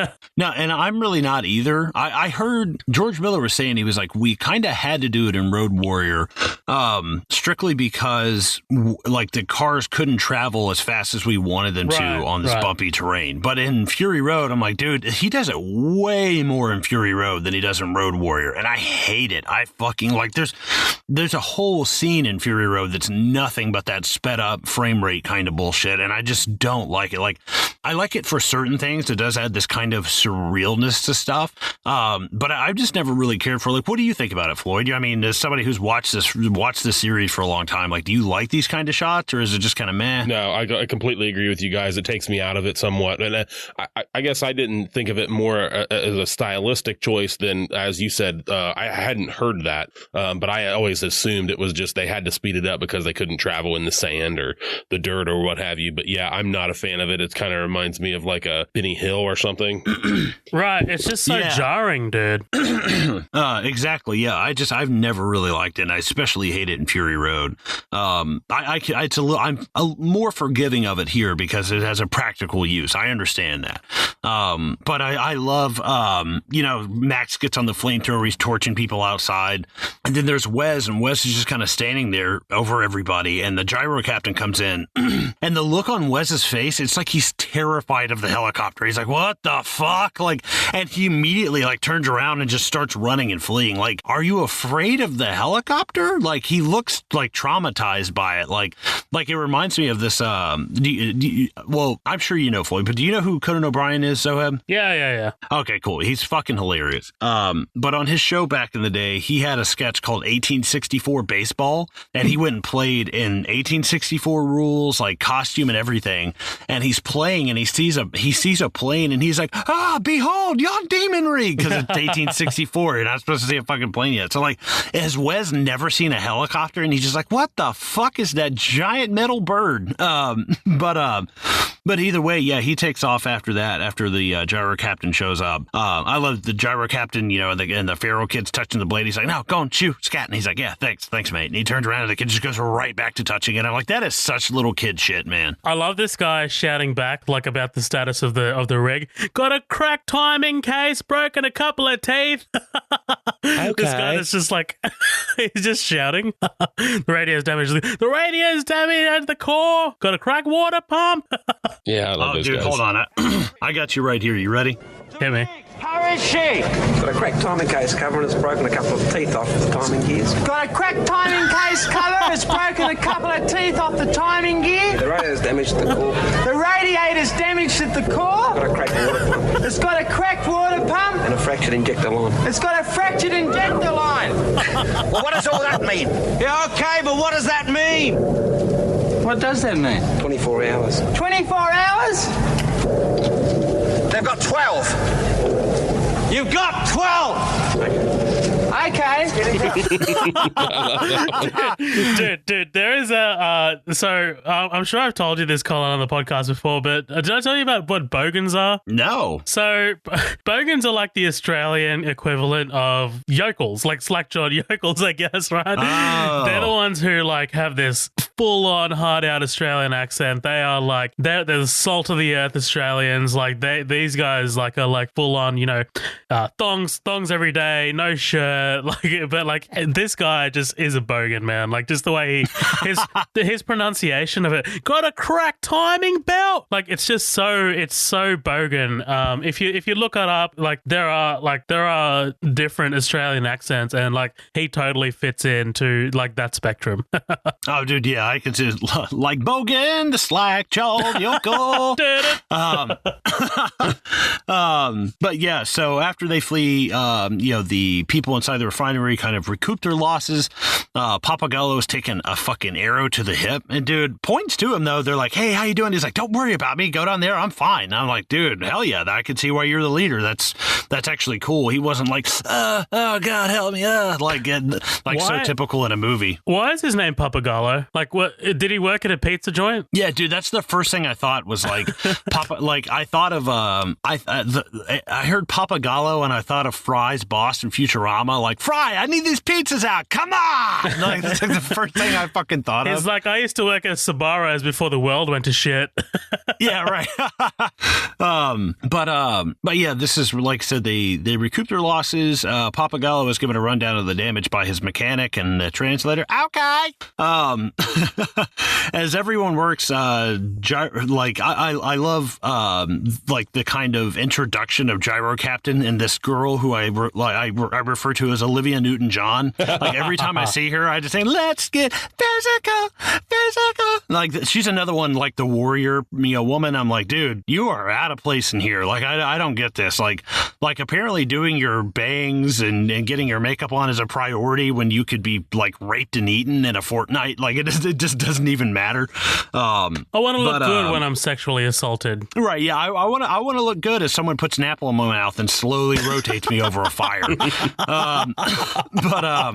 But yeah, because this is just such a weird relationship. This thing between her and the Gyro Captain, it's very. Yeah. I don't want to be like, oh, it's so forced, I don't like it, blah blah. But it is just kind of like, that's random. Like, it's. I mean, I could have done without it, but whatever. It's just kind of like, it's like when you're doing a math problem and it's like, Zoheb has 47 watermelons. He needs to make 85 watermelons, but his favorite color color is green. You're like, dude, I don't fucking care. Like, that has nothing to do with the problem. Also, 47 watermelons, Colin. Like, come on, man. I would go through that shit like in a day. Just like corn on the cob. But yeah, it is kind of weird because I guess this is her dad, this guy, you know, he's a reasonable fellow. And he's just kind of like, hey, you want to take my daughter? You know, just kind of like pimping her out. It's that part always cracked me up. But yeah, this is where they kind of start like where they start asking Max to drive the rig, right? Yeah, this is where this is where Max also, he's kind of making a decision here. I like that this didn't turn into a straight Magnificent Seven or Shane, the old Western Shane or something like that, where he's not only reluctant but just flat out refusing. I mean, he ends up punching Papagallo for pushing him. You know what I mean? So he doesn't want anything to do with it at this point. Right, exactly. And speaking of Papagallo, you brought up something interesting just in the chat now. That like his name is all one word, which is hilarious. Like that's like, what is your first name? Like if your last name's Papagallo. My name what's is interesting is I am the gatekeeper. But when you see this refinery, like Floyd pointed out to me off air, there's the 7 on the side of it, and there's this whole conspiracy about the Seven Sisters Oil Company, where it's like kind of like the 7 figureheads of all the biggest oil companies in the world, and they're jacking up prices, right in the middle of this whole Mad Max thing, like making things even crazier. But like what you just sent me, Floyd, like it said, his former occupation is the chief executive of Seven Sisters Petroleum, so he's one of those 7 guys. I had heard somewhere online, maybe it was in an older version of the script that didn't get used, or it was just a fan theory, so I don't want to put too much into it, that the reason they're out there is that Papagallo had a map, and this map showed where these last of these refineries would be, these kind of like out in the middle of nowhere ones where they could go and kind of get the jump on it and set up, which I always thought like, sorry, I always thought like, wow, that's so random and lucky that they not only struck oil out here, but then built a refinery. Like, wow, that's so interesting. I'm wondering just if like that's, random. I'm wondering, I noticed that too. And I haven't, as big of a fan as I am, I haven't read the novelizations. They wrote actual novels of Mad Max and Road Warrior, Mad Max 2, whatever you want to refer to it as. So I'm wondering, obviously, if it's a novel, it's not going to be, there's going to be some more detail. And if they wrote a novelization, I guess just, again, being a fan, I would consider it canon. I wonder if some of those details come from there. Yeah, I bet they do, because I've always thought it was just like, wow, you guys are really lucky to have had all of the equipment and found a spot randomly without any prior knowledge. I'm like, nah, there's no way. You guys fucking know what's up. But yeah, this is where they ask Max to drive the rig. She's like, hey, here's some bullets. I've been saving these. It's like 3 bullets. Like, wow, thanks. That's awesome, I guess. That's very helpful. Yeah, thank you so much. And this is where Max is like, no, thanks, but no thanks. He's like, I'm just here to get the gasoline and leave. He's like, I held up my end of the bargain, and I want my gas. That's it. And I've heard this is something. This plays a lot to like the hero's journey and stuff. The refusal to the call of service. There's like always this refusal to want to get involved with stuff, which is just super super interesting. There's really great book Hero with 1,000 Faces, and Max definitely fits like the kind of like faceless, nameless prototype of like the hero in so much stuff. And George Miller recognized that after the first movie, and he said he wanted to extrapolate upon that in the second one, that he wanted to really give Max this like mythological thing. So like Max we can't see the origin of Max over again at the beginning of this movie. That's why you're just dropped, boom, right into the action. And then at the end of it, he was like, it can't end with Max just riding off into the sunset and saving the day and getting to, happily ever after. Like he does kind of ride off into the sunset, but it's more like off to my next adventure, like kind of thing. I could have, and this was apparently pitched as a television show too, and just never went through. But I could absolutely see this going through as a television show. But yeah, after Max refuses to help them, everyone's working like later on. I love the gyro captain and Olivia Newton-John almost flee, but Olivia Newton-John decides to stay for, this is my family. I love that you just know her as Olivia Newton-John now. Oh, dude, I did not even look up a name. I was like, you're Olivia Newton. You're literally in my notes. You're ONJ now. That's all you are. Like you're Olivia Newton-John. Look, Sandy, it seemed like a good idea at the time. Papagallo himself walks up to Max and asks him to drive the rig. Max declines, insisting he only wants his gasoline as he was promised, and Papagallo starts to push Max's buttons until he finally strikes him with the lamest punch on earth. That is a terrible punch, dude. I'm sorry. It looks terrible. Like the sound of it and the sound matching to it is not the same effort that's being put into the punch. What did you guys think? There's also some, he kind of falls at he's been shot, but it's kind of like some weird angle where he falls up against some stuff and kind of slides down. Yeah, I noticed that. It's it's really odd. That's one thing. God bless George Miller in these movies, but that ADR sometimes and some of their audio is really it's lacking a little bit, to be honest. It's a little bit of a nitpicky thing, but especially in their first movies, or even in this one when he's like, the last of the V8 Interceptors, it's off a little bit, just enough that I noticed, and I was like, man, the audio and the ADR on these is really not good sometimes. I just chalk it up to it being an old movie, really. Yeah, exactly. I'm more forgiving of, if this were to come out now, it would be like, nope, shit is unforgivable. But yeah, I love this. Papagallo, he doesn't retaliate, but instead he lets Max leave, just like they agreed to. We're still human beings, but you're out there with the garbage, says the people who tried to steal my car and feed me to a BDSM cannibal gang, that's led by Jason's cousin Ted Voorhees. I was like, what the fuck? This is what I was talking about earlier, the most hypocritical bullshit from these people. I get it, times are tough, and you got to do what you can to survive. There's no reason for you to take Max's car. Yeah, it's one more car for you, and that's great, but you don't need his gas. You don't need any of the stuff. That all he has is a car. That's it.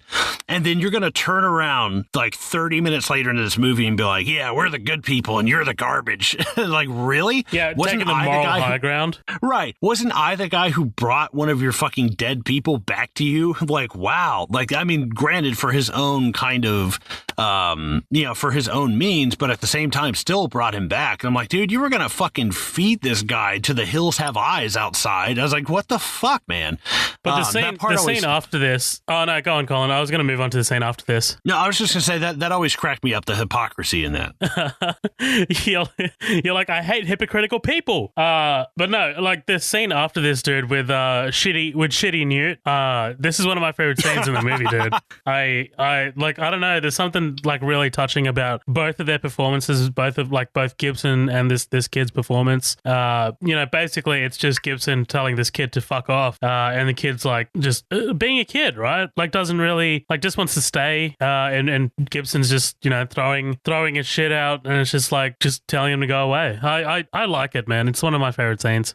Yeah, I like this kid that plays Feral Kid. He does a great job for a kid who never has any dialogue and has to be expressive.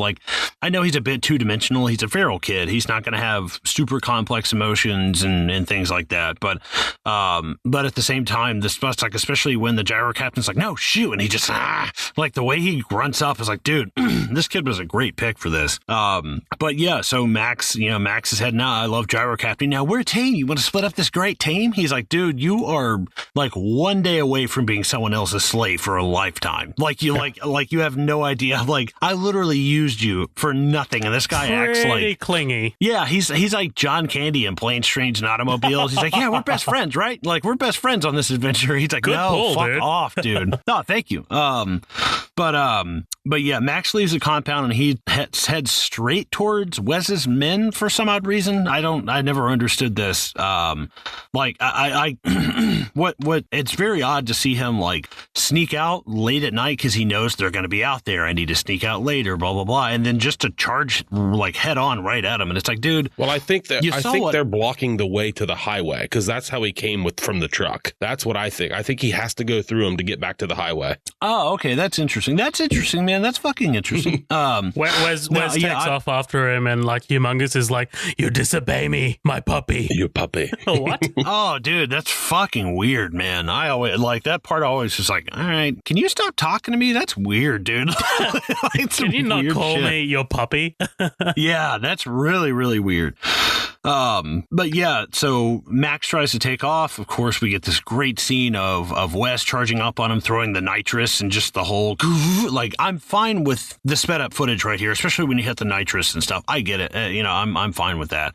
Especially when he rolls up and puts that fucking like metal pipe through his windshield. I'm like, dude, like that is, because it's literally one swing and he's off the road and flipped over and shit in a very similar fashion to how he loses his car in Fury Road. I was like, oh, that's kind of interesting. That's fucking interesting, man. The other thing about that is when I watch that, I'm like, are your hands fucked up? I mean, you're grabbing the exhaust pipe. Oh yeah. Like at first I was like, dude, that is a huge baseball bat. I was like, wait, that's not a fucking baseball bat. But yeah, Max's car is totally fucked. He's flipped over at the bottom of this kind of like an embankment, I guess, for lack of a better term. He gets away from the car. We have the guy who tried to catch the boomerang earlier. I like to call him Humongous's hype man. Like he's like a rapper's hype man. So he and another guy roll up in the car. They fucking shoot Max's dog. Fuck you. Holy shit, man. When God. I saw this, I was like, fucking, someone needs to drop the nuclear bomb right now. Like, someone needs to wipe out these assholes in droves. This is the most beautiful movie dog I've ever seen in my life. And this fucking cold bastard with the aviator, you do not deserve to wear aviators, all right? You just, no, leave, go, kill yourself. You take off his mask and it's fucking Robert Patrick from T2. It's like the T-1000. No, yeah, especially when they shot that dog, and it is a great shot because they're on both. You can see, the dog is on the left, closer to us in the foreground. The officer is farther away a little bit more in the background, and they just pan up to him. It's like, dude, we will show a sexual assault. We'll show people getting thrown under tires, but for God's sakes, we will not show an animal being shot, sir. Have some fucking valor, sir. Oh, I guarantee you, man, the RSPCA, which is like our association that handles like your American Humane Society, I guarantee you they were like crowded around this sequence for sure. Oh yeah, dude, like the maggot that they have in Shawshank Redemption, it had to die of natural causes before they could use it. I'm like, holy shit, dude, like they are stringent on that stuff. All of the cockroaches at the end of fucking what's it called, Man in Black, had to be accounted for. Holy shit, God, I would not want that job. Well, depending on what it pays. But yeah, so Max is driven off the road. He gets out. His dog is shot. And this is, like I said, where they go to fuck with his car. But the car's basically self-destructs. It's this thing, a great callback to what we had earlier. I like the fact that we see it get taken off. So at some point, Max has gone and like reinstalled this, like right before he went off. I'm like, dude, talk about like an hour ago. I don't think you had that thing on your ride. Like that's fucking awesome. I love that he attaches that thing back on.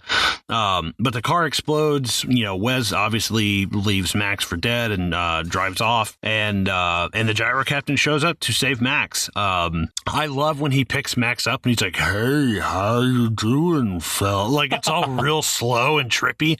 I'm like, dude, what are you, like Dr. Gonzo in Fear and Loathing? Like I was like, what are you, like Hunter S. Thompson? They double layered the film to create that. So they double layered the film and just had it a little off time. That's what creates that double fuzz. Yeah. Yeah, I remember That's fucking film. cool. that throws me back. Yeah, he's like, relax, partner. I'm like, that's the last thing I want to hear in that tone of voice in that time of to relax. Very extremely reminiscent of war films to me in that. I mean, I know you guys are a lot younger than me, but I don't know if you guys ever remember a TV show called MASH. Oh, yeah, Very MASH to me when it shows them kind of flying over and just the whole very MASH Apocalypse Now kind of, I don't know, something about that seemed war filmish to me. Oh, hell yeah, dude. Yeah, that is to quote Zoheb, a nail on the head, without a doubt, because it's got these great sweeping kind of, because we're expecting to see nothing but just like wasteland and red dirt everywhere and stuff, but it's not. Some of them are like lush green kind of shots, like it looks very almost like Vietnam-esque. And yeah, like that's one of my favorite shots is him just hanging out and we see it like panning over, because you're right, I can totally hear I can hear the fucking MASH song in my head now. So yeah, they bring Max back to the compound, and he wakes up in medical. I love that the guy next to him is dead. Like they don't even really say why, or I guess he got attacked. No, that's the guy. No, that's the guy that I think it's. I just noticed that this week when I was watching it for this podcast. That's the guy that Wes headbutted. It shows like a split in the front of his head too. That's crazy. He headbutted him and killed him. Fuck. Good fucking wild catch, dude. God damn, man. That's awesome. Because I wondered, I was like, did he get attacked that morning? Or like, I was like, oh, that's cool. It kind of shows like the savagery of the fact that they attacked last night and they're still attacking this morning. I was like, oh, wow, I never thought about that. Because you're right. You don't see him like get back up and he's like, no, I'm fine. He never really. Never seen it. And I guess, yeah, you see like that impact and the flash of it. And it's like, dude, that flash of light was his life leaving him. Yeah. But yeah, Max wakes up and offers to drive the rig for free. He's like, what makes you think you can drive the rig? You can barely drive a wheelchair. That's ooh, burn. Like that's kind of a good burn on him. Apply cold water to burnt area. Yeah. I love, but I like Papagallo. I like this. Oh, why the sudden big change of heart? He's like, well, it's not like I really have a choice. And he's like, yeah, I mean, I guess you don't. Like, if we all leave here and you're still here, you're fucked. And also, I mean, Max wants revenge. This is personal now. You killed my dog. You blew up my fucking car. Yes, definitely. Honestly, I think Max is probably more upset about the car than he is the dog. He's like, dude, that car is like my everything. I had that thing modified every way that I liked it. Like, I could see Max being more upset about that because the dog, as much as he probably cares for it, as much as he can let himself care for it, is not necessary for survival. The car, he's like, God damn it, dude. I'm back to square one now. It's like starting over your character in like Fallout. You're like, God, I got no fucking caps. I got no guns. I don't have any power armor. Shit, dude. Like, this sucks. Like, the power armor in Fallout is to like what cars are in Mad Max. Like, you have to have it to like survive, like even the harshest places and stuff. You have to have that fucking car. But I love this. Like, what do you guys think about him finally giving a shit and jumping into this? I love this because it's not like the Force thing of like, no, I'm coming back because I want to be the good guy and lead us to this place. He's like, no, I just want to fuck them over because maybe I'll pick off some scavenge some stuff off their bodies. But like, what did you guys think about this? Right, it's a play on the old school like reluctant hero thing. Like the usual reluctant hero thing will just be like, I'm doing the right thing, but like here it's kind of like I really just want to fucking win over these guys. You know what I mean? Like, these guys have taken way too much from me, and I just want some revenge. I want to get some revenge, and I like at the same time, if that means helping you guys out, then that's fine. You know what? Two birds, one stone. Right, exactly. What about you, Floyd? I think that you hit it. I think it has to do with the dog in the car. It obviously, as you've mentioned, he didn't really have a choice, but I just think at that point that it's personal, just like you said. I mean, I really don't have anything to add to that. I think because they killed his dog and they destroyed his car, that now it's just like the first movie.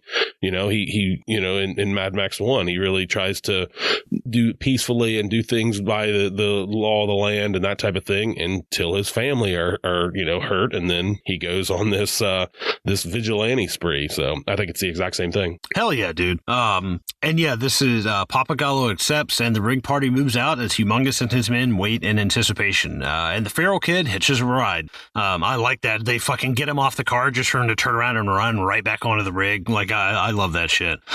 This kid's got some guts, man. I like him. I like him as a character. I love, like, as they're leaving, you know, like, Humongous is just fucking firing off that 44. Like, god damn, dude. Like, he's like, if that's like the special occasion gun, this guy is like all in now trying to kill these people. Like, I love that everything is on both sides. It's like, you got to go for broke. Like, all the chips are in, you know. I like this because the odds are so revved up because we see, you know, like Humongous and them. I mean, yeah, they're trying to like starve these people out or wait for them to come out. But dude, the cost of resources this must put on like Humongous and all these people, like, damn, dude, like this is like, dude, we really can't afford to turn around. We can't give this up now. We've invested too much.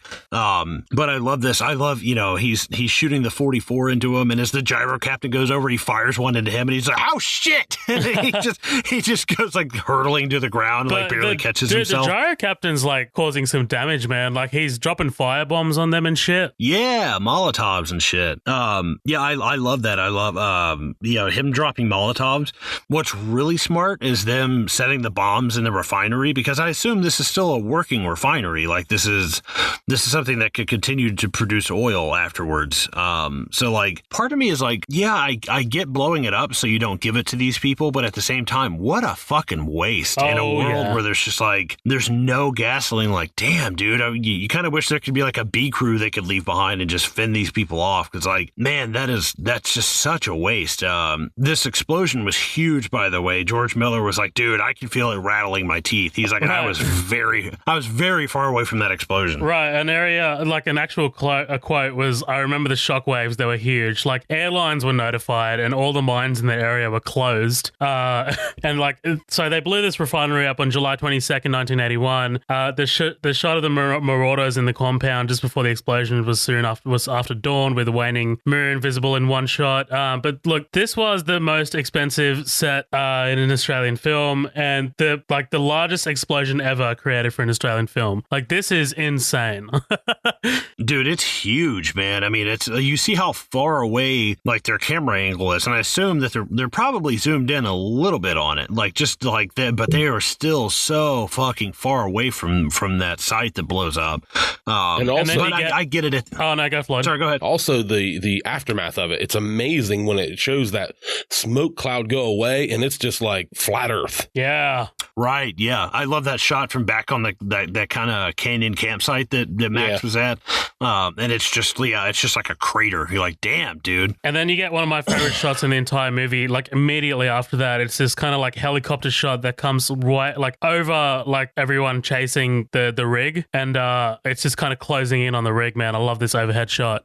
Yeah, it does that kind of like wipe to the right. Yeah. I'm like, oh, that's fucking good. I like that, man. But yeah, like you said, we're in hot pursuit. Wes and his guys are on Max's back.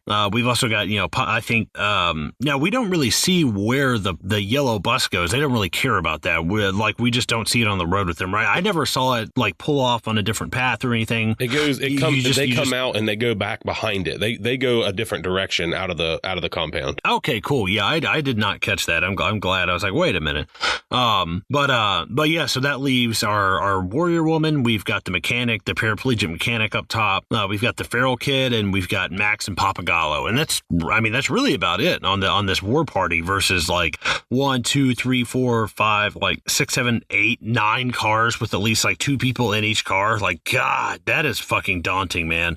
But yeah, I like this. You know, we see where you see Humongous like literally has Wes like chained back. I'm like, God damn, dude. Like, I get it. Like, I'm not a homophobic person. I'm not somebody who points and like, oh, that shit's gay, dude. Like, but this is really. I mean, it's gay. It's like, dude, like this is so over the top, and like I don't have a problem with it at all. I mean, if anything, it kind of just like adds to the like depravity in the characters in a very negative way. It's like they don't care like who they're having sex with or what they're doing. Like, they're capable of sexual assault or whatever. I didn't see it as a sexual thing because like the last time we saw Humongous and Wes together was like right when Humongous was like, you disobey me, because he wants Wes to be like literally just like chilling. So in order for Humongous to like make sure that Wes is on a leash, he has to physically put him on a leash, is what I took it as. Right, yeah. I think so too. Like, I think it's literally just he has to put him on a leash. But it's like, it's funny. You're like, oh yeah, the last 2 times I saw them, I was like, yeah, last time I saw them, Humongous had him in a headlock and was standing behind him, whispering tender, sweet little nothings into his ear. And the next time they see him, he's literally got him laxed up to a leash. Like, I love that. But as soon as they cut him, though, dude, I mean, he fucking takes off. Like, and he's jumping on cars like and rabbit shit. Animal. Yeah, I love the mechanic dropping the Molotov cocktails on people, and he drops a couple of them. He's like, hell yeah, dude. When he cuts Wes loose, though, that is the one scene of the movie that I do not like. I mean, he literally... Really? Why is that? Well, he grabs the chain and breaks it with his hands. I'm just like, that's not going to happen. Yeah. I mean, I know we're living in an apocalyptical universe here, and things are a little bit far-fetched, but that's not happening. Yeah, unless that shit is like made out of a chain wallet or something, it's not going to fucking break. Chain wallet. I had one. Me too. Me too. But I like this. We've also got this guy on the back of the tanker, which, I mean, worst position to be in, dude. On the back, like, you're not even like up high with the rest of them. You're just like a big fucking target on the back of this thing. Like, God, that must suck, man. He drew the short straw. Yeah, exactly. But come on, guys. They're like, no, you drew the short one.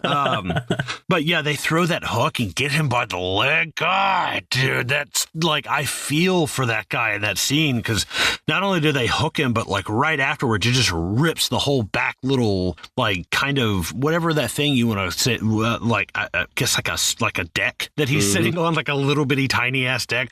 It just rips the whole thing off them, sends the car fucking tumbling and flying. Like, dude, this is what I'm talking about with the game. This mobile insanity when you're going that fast and you do something like that, dude. The smallest thing, like, it's like when you see a lot of these like cop videos, World's Wildest Videos Part 15, and they come up and they just barely fishtail and like just tap that guy or tap the driver on the back, just on either side, and they go spinning, man. They go fucking flying. So like, you're going 90 miles an hour and you hook onto something, and all of a sudden you can't really move anymore, or there's enough weight to pull that chain up and give you some disturbance. You're gonna go fucking flying, man. It just, I mean, I know a lot. I survived a post-apocalyptic experience in my early 20s. No, I'm just kidding. I'm sure you're speaking of from experience. Yeah, exactly. Hey, I've played a lot of the Mad Max video game. All right. I'm pretty sure I can speak for all of us. But yeah, I love this just utter insanity, and then like seeing the cars like starting to get stuck. There's a shot of the truck as it's kind of going under the tires a little bit. It just eats that fucking truck, dude. I'm like, oh, like that gets like, do you guys get like anxious at all when you're driving down the road and you get around 18-wheelers? Like, do you get anxious? Hell yeah. Okay, cool. What about you, Floyd? Do you get any like, meh, or? Yeah, especially when there's weather, when there's like, when there's snow or rain coming up on the windshield, that type of thing. And then there's, right beside it. And there's just this the feeling of just like the size and the power of this thing that's right beside you, Oh, dude. Now imagine you're driving about an 8, I don't even want to guess the weight of my car. It's got like a V4 cylinder engine. It's got 2 doors. It is the tiniest thing you've ever seen.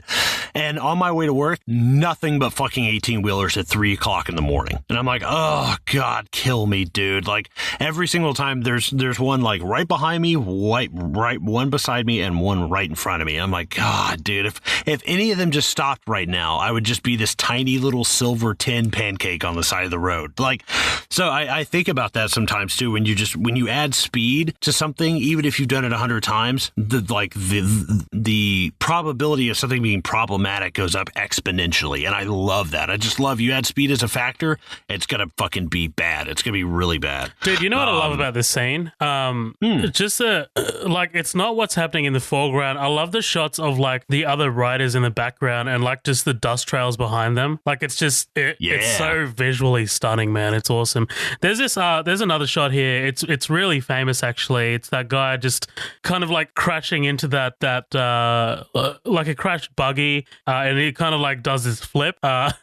So that is Guy Norris, like the guy you were talking about earlier, Floyd. Oh yeah, the guy who kind of like. Yep. So what happened was like he did the flip and like he hit his like he clipped his like foot on the edge of the dune buggy, and like he's like, the only way I can kind of really get out of this is to be limp, and that's why he just kind of like goes limp like while he's like flipping. If you know, is this where he breaks a fucking leg? He broke his femur. Actually broke his femur. Broke his femur. Yeah. God, dude, I was watching a little bit of the behind the scenes like stunts of this, and I can't tell if the person like doing the voiceover is just being kind of like snarky or like really passive aggressive.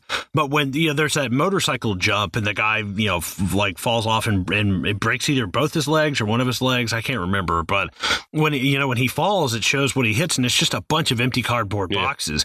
And the host is like, even with the most state of the art stunt equipment, it's like, and he's like, empty boxes. I was like, okay, are you being really passive aggressive? Because it sounds like it, dude. It really sounds like it. But yeah, I love these. This whole chase scene is just so fucking iconic. We've got the paraplegic mechanic who he gets one of the arrows right in the stomach and fucking drops the Molotov cocktail on himself, but he can't. Obviously, not worried about his legs. He's just kind of like, oh shit, this is inconvenient. Like, just starts patting it out. His fucking hands catch on fire. I said, I'm all right. It's literally his hands and feet are on fire. Our warrior woman gets fucking like 3 arrows right to the gut. Lands on barbed wire. Jesus. That's the part, man, that's really it's visceral. When she gets caught up in that barbed wire, it's brutal. And then she tumbles off like when the other guy gets dragged off, right? Like, she just hits the road. Yeah, dude. Yeah, they get shot. She gets caught in the barbed wire, and I think it's Wes or whoever, the other guy. They pull him down, and dude, they just get fucking eaten by that car, man. Like no shit. Go back and watch it, and they just get sucked through those back tires. I was like, dude, how the fuck did you do that? Like, that is so, I mean, it's horrifying, but it's a great shot, man. And like, it gives me with such the feeling of just this thing just sucking these people in. Again, it's such this like high speed. You're just getting sucked under and spit right back out like in the same second. I'm like, holy fuck. But yeah, we get a little, now it's just, I mean, it's really what, Max and Papagallo, and I think that's it. Those are the only 2 that are left. This is where we get that infamous shot of, Max hits that red car, the red car hits the motorcycle goes flying off and fucking breaks his goddamn leg. If you look a little bit, you can kind of see, like, right when he crashes, you can see like just the barely, like the, like kind of like the tip of the beginnings of the boxes, just barely, because they're like, all right, this is the only time we're gonna get this shot. We gotta milk this a little bit longer. So yeah, Max fights on the road a little bit more. I love that red muscle car that he's fucking with, and he's kind of swerving back and forth with it. I don't know what kind of car that is. I'm not a car guy. I can't fucking tell you. It looks like a Mustang, but I don't think so. Yeah, I was like, is it like a Chevelle Super Sport? Like, it looks kind of like an old, like a 70s model, like kind of car. But either way, yeah, Max pushes on after wrecking that. I love this dude. They shoot the tires out, and then that guy sticks his arm down to shoot the other ones out, and it just eats him, dude. Like, oh, that's one of the most brutal deaths, is this guy getting his arm just caught and it sucks him in. I'm like, good. Like, it makes me think of you ever heard the story about the person that worked at the airport and they got sucked through the jet engine and spit back out the other side? What? But dude, they didn't die. They just got sucked out and spit right back through, and they were like, what the fuck? Like, they were obviously injured a little bit, but like, they lived. It was like so quick that the blade didn't even have time to cut them. I was like, holy fuck. That is like such a crazy ass like near death experience. Like, what happened to you? Oh, I drowned and somebody brought me back. It's like, whatever. Like that dude's like, I got sucked through a jet engine. Dude, can we talk about fucking shotgun blast through the windshield, like blasting this red Mustang guy in the face? Imagine what his face would look like. Literally, nobody Johnny's at home, sitting there watching this with the dog. He shoots that guy in the face, and we're just like, oh, God. Like, I needed a cigarette after him, dude. Like, because it's finally the whole time, how many people has he threatened with this shotgun? And finally, you see him just unload and fucking blast that one guy in the face. And later on, we see him shoot the guy who runs up on the cab. And I'm like, hell yeah, dude. Like, you don't get much of the shotgun at all until the end of this, but he fires that motherfucker like 3 or 4 times and really does some damage.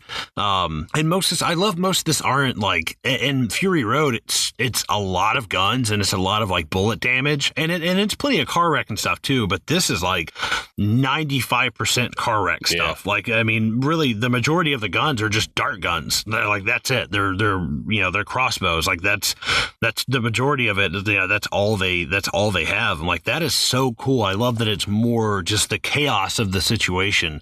It's kind of like, it reminds me of, when you're watching like Jedi battles, there's always like kind of like an elemental kind of, we're on Mustafar. It's a lava planet, okay, cool. Like there's always some kind of elemental thing. So I love that this is just part of their element. It's just part of their world. I'm like that. I love that fact. And it's how well they are at jumping on the cars and getting back and forth. Like they're just so used to it. They're like, oh yeah, we do this all the time. It's like boarding a ship. Circus. It's like boarding a boat. Yeah. Right. Exactly. So yeah, like I said,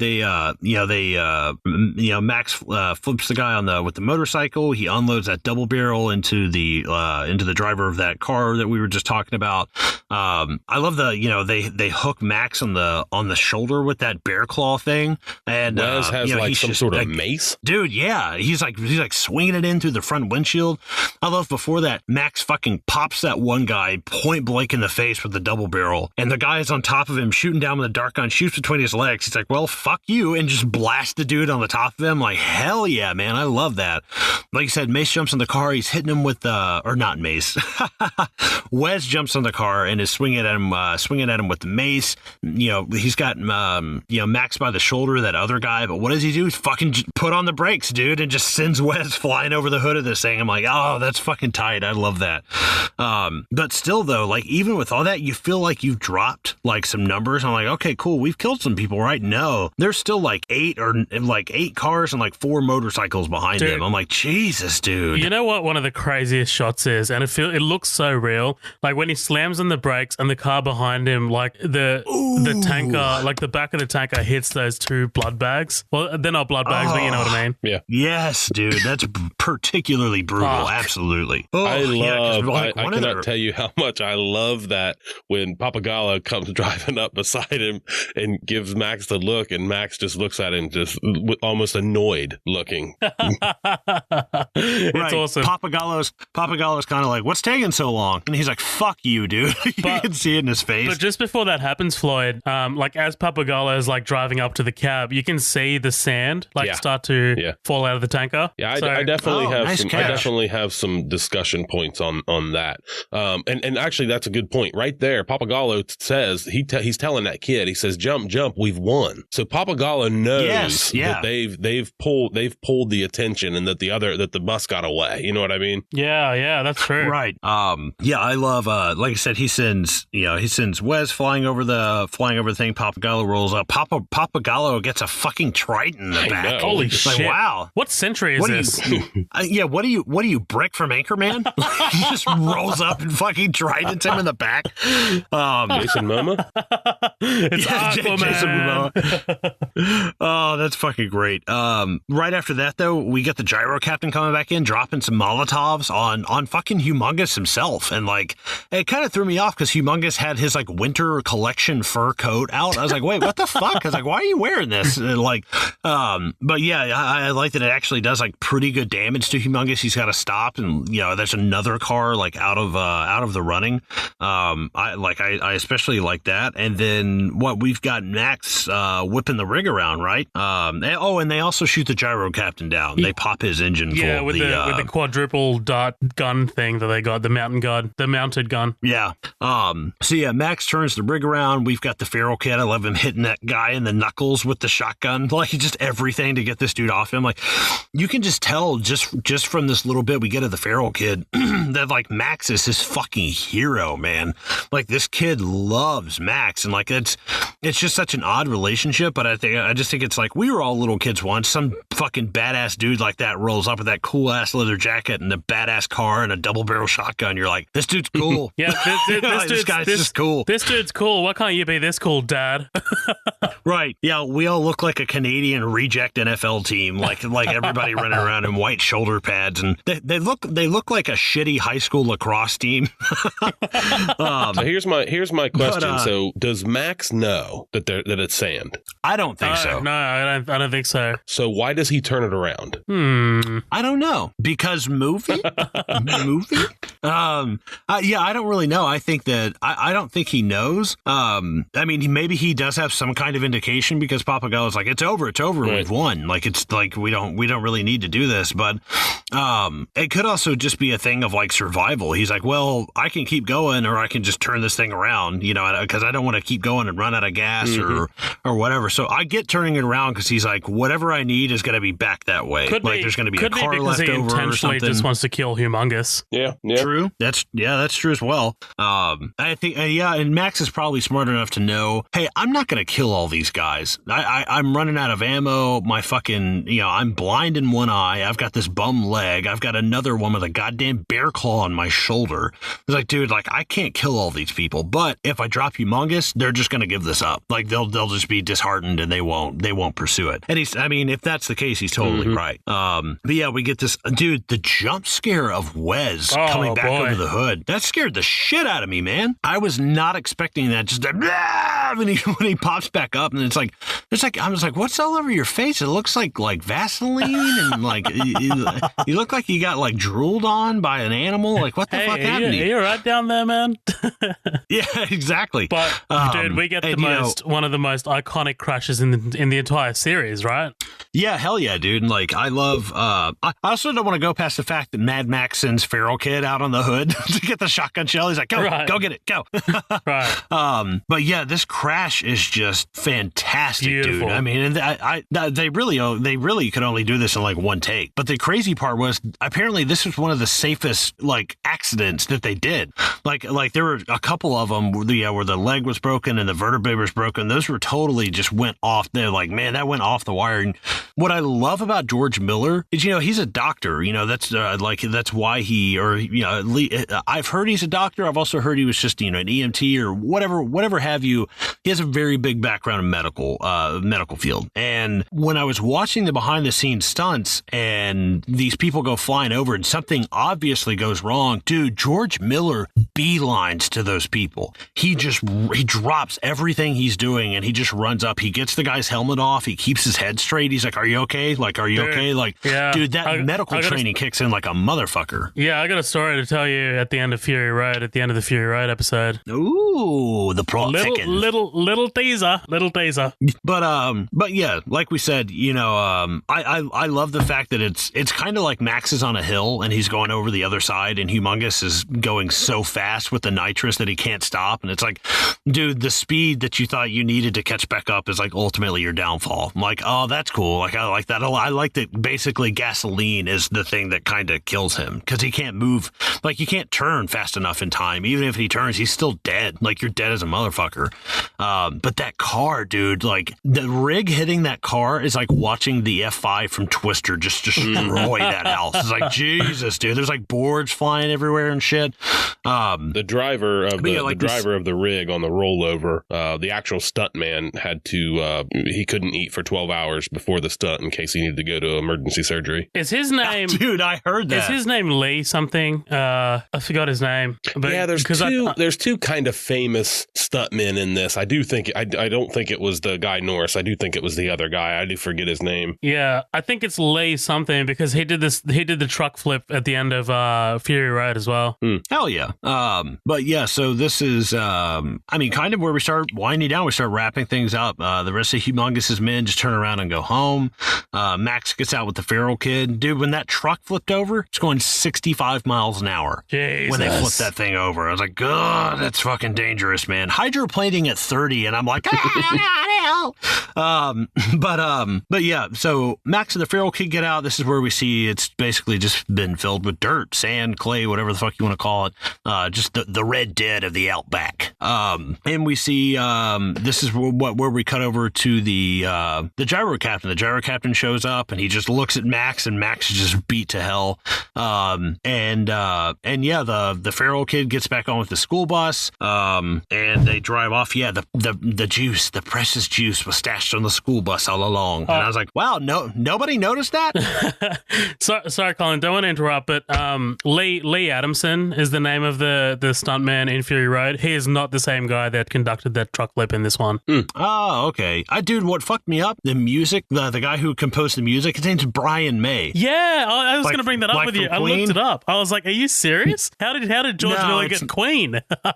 I know, and I was like, oh, wow, it's fucking Queen. Not the same guy, just happens to have the same name, but I mean, for the time period, it's also like, I mean, Queen did Flash, they did Highlander. I was like, whoa, did Brian May do fucking Mad Max, like, off the record? And I'm like, oh, wait, no, never mind. Dude, he would have taken, like, all $4 million. Like, yep, thank you. Yeah, goodbye. Well, now I'm totally fucked up because I saw that Brian May before, too, and then I watched Bohemian Rhapsody last night, and I saw that the music was Brian May, so then I thought it was the same guy, but it's not, I guess? No, there's no way they can afford it. I know Brian May's the guitarist for Queen, of course, but I'm saying like the person, like the music coordinator or whatever for Bohemian Rhapsody was Brian May. So I don't know if it was that one or this one. No, this Brian May is from Adelaide here in Australia, and he did Mad Max 2.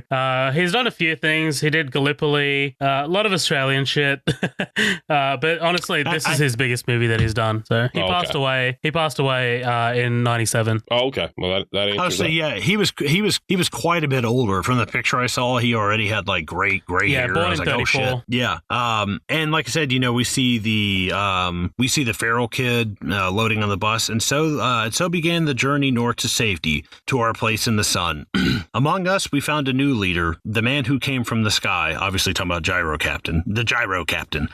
And just as Papagallo had planned, we traveled far beyond the reach of men on machines. The juice, the precious juice, was hidden in the vehicles, which, again, nobody noticed that. That's crazy.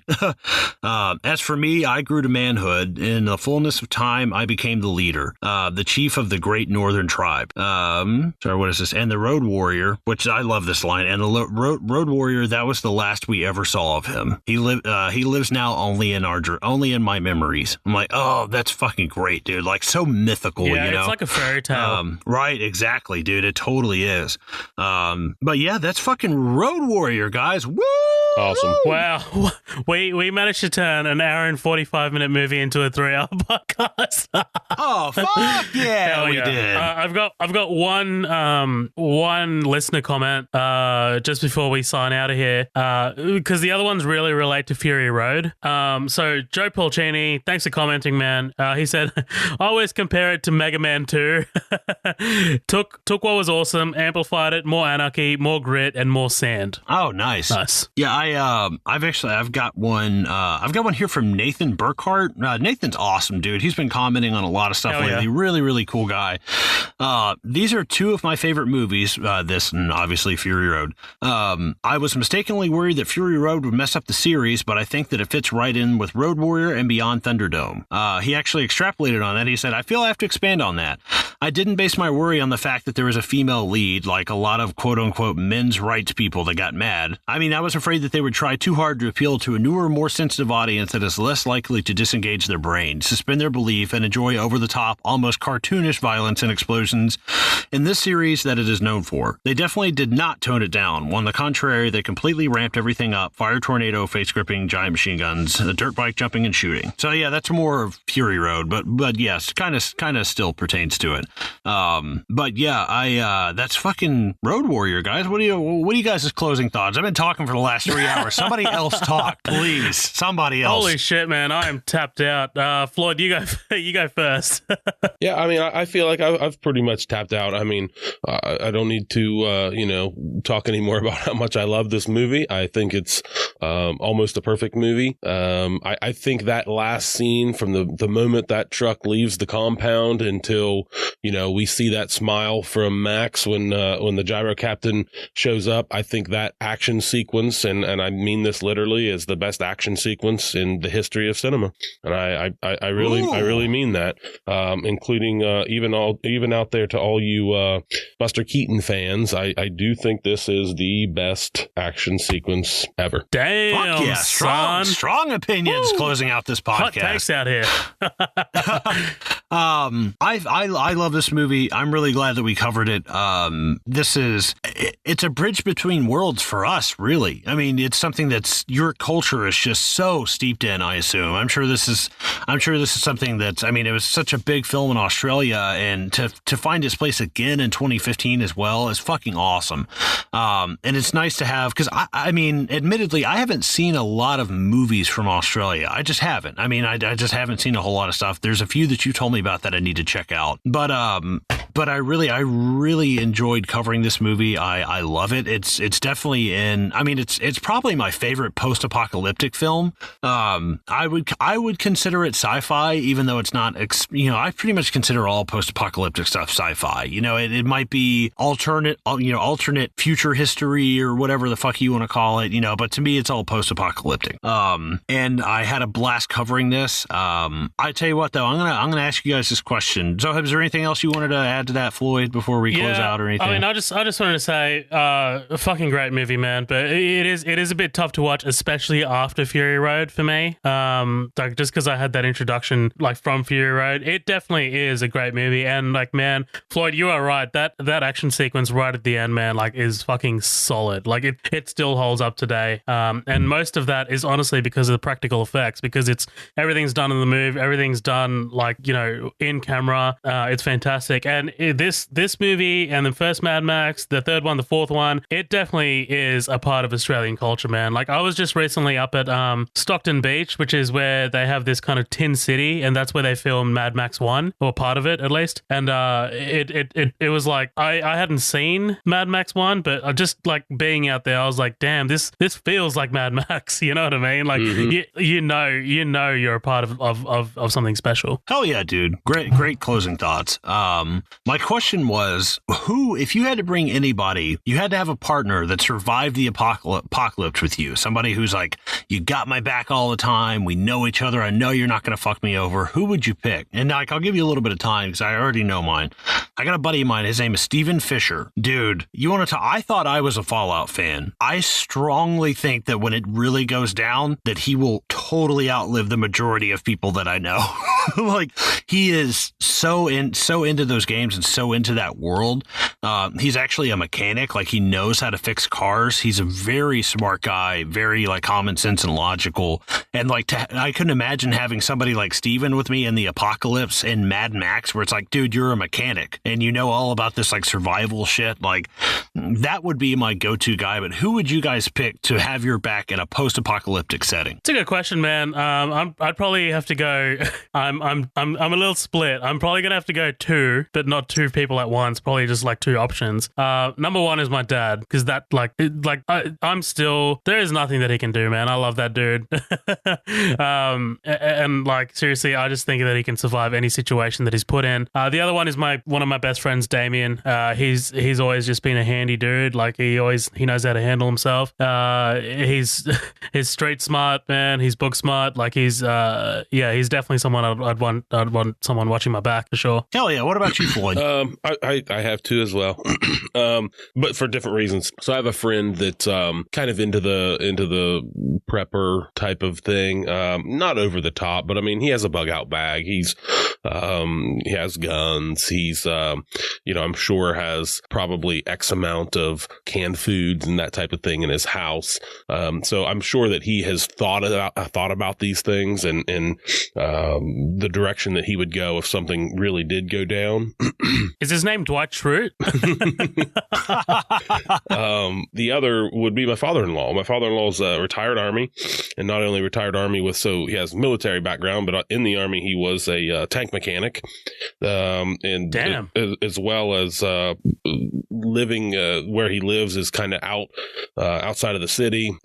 It's just a good area where he would, and honestly, I've truly thought about, and I'm not talking about necessarily nuclear war or zombies or something, but if there was something that would happen where there were to be a disease or something that would break out, if there was society were to start to crumble down, I mean, I honestly would probably take my wife and kids and we would go to my in-laws, and I think we would probably hole up there. So that would definitely obviously be an option, since I've actually thought of that. Oh, hell yeah. Hey, never hurts to be prepared. Everybody thinks you're crazy until it fucking happens. But yeah, guys, we're going to wrap this up. I had a blast covering this movie. Thank you so much to Floyd for coming on and doing this one with us. I'm really happy that this is one of your favorite movies that you've gotten to do. I like it because I'm sure it's a little bit of a break as well. Like you do podcasts by yourself.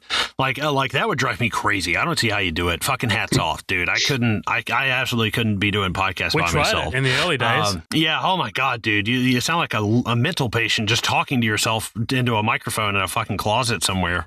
But yeah, I had a blast. Door is always welcome. Whenever you want to cover anything, you're more than welcome to come on. If you guys haven't heard, if you guys missed it at the beginning of the episode, I was just on Floyd's podcast called The Pop List, where we did a 3-part episode on the Zodiac. But yeah, in case they missed it, why don't you tell them just one more time where they can find your podcast, Floyd? I mean, just about anywhere podcasts are found, iTunes, wherever, iHeartRadio, any of the various apps, Overcast, and all of those, we're out there. I just, I use Libsyn. They distribute me. They put me out just about everywhere you can find podcasts. If you want to get involved, we're on Facebook at the Pop List Podcast, and we're on Twitter at just Pop List Podcast. So definitely always looking for list ideas.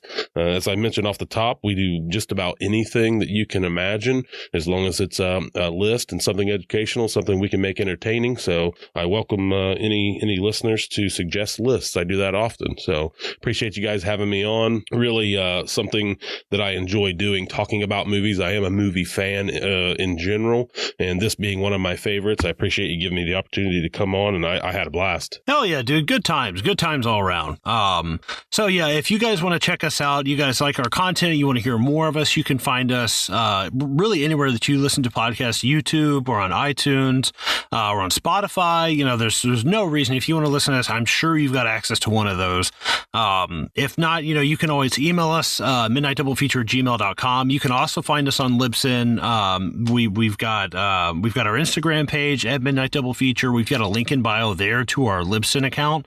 If you just want to listen to it there, you can also find us on Facebook at Midnight Double Feature. We've got the group that's attached to that called the After Party. Everybody's invited to come and talk about that and jump in, like on that poll that I mentioned about halfway through the episode. We love having people come on. We love interacting with you guys.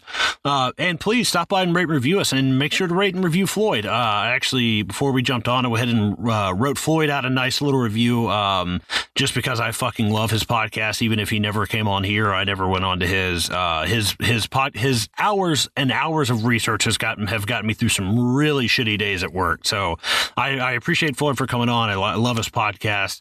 And if you guys ever have any suggestions, if you guys have anything you want us to cover, or anything you think that we could improve the show on, any constructive criticism, you can always email us, midnightdoublefeature@gmail.com. And until then, you guys just hang around for our Fury Road episode after this, and we will catch you guys later. Thanks for listening.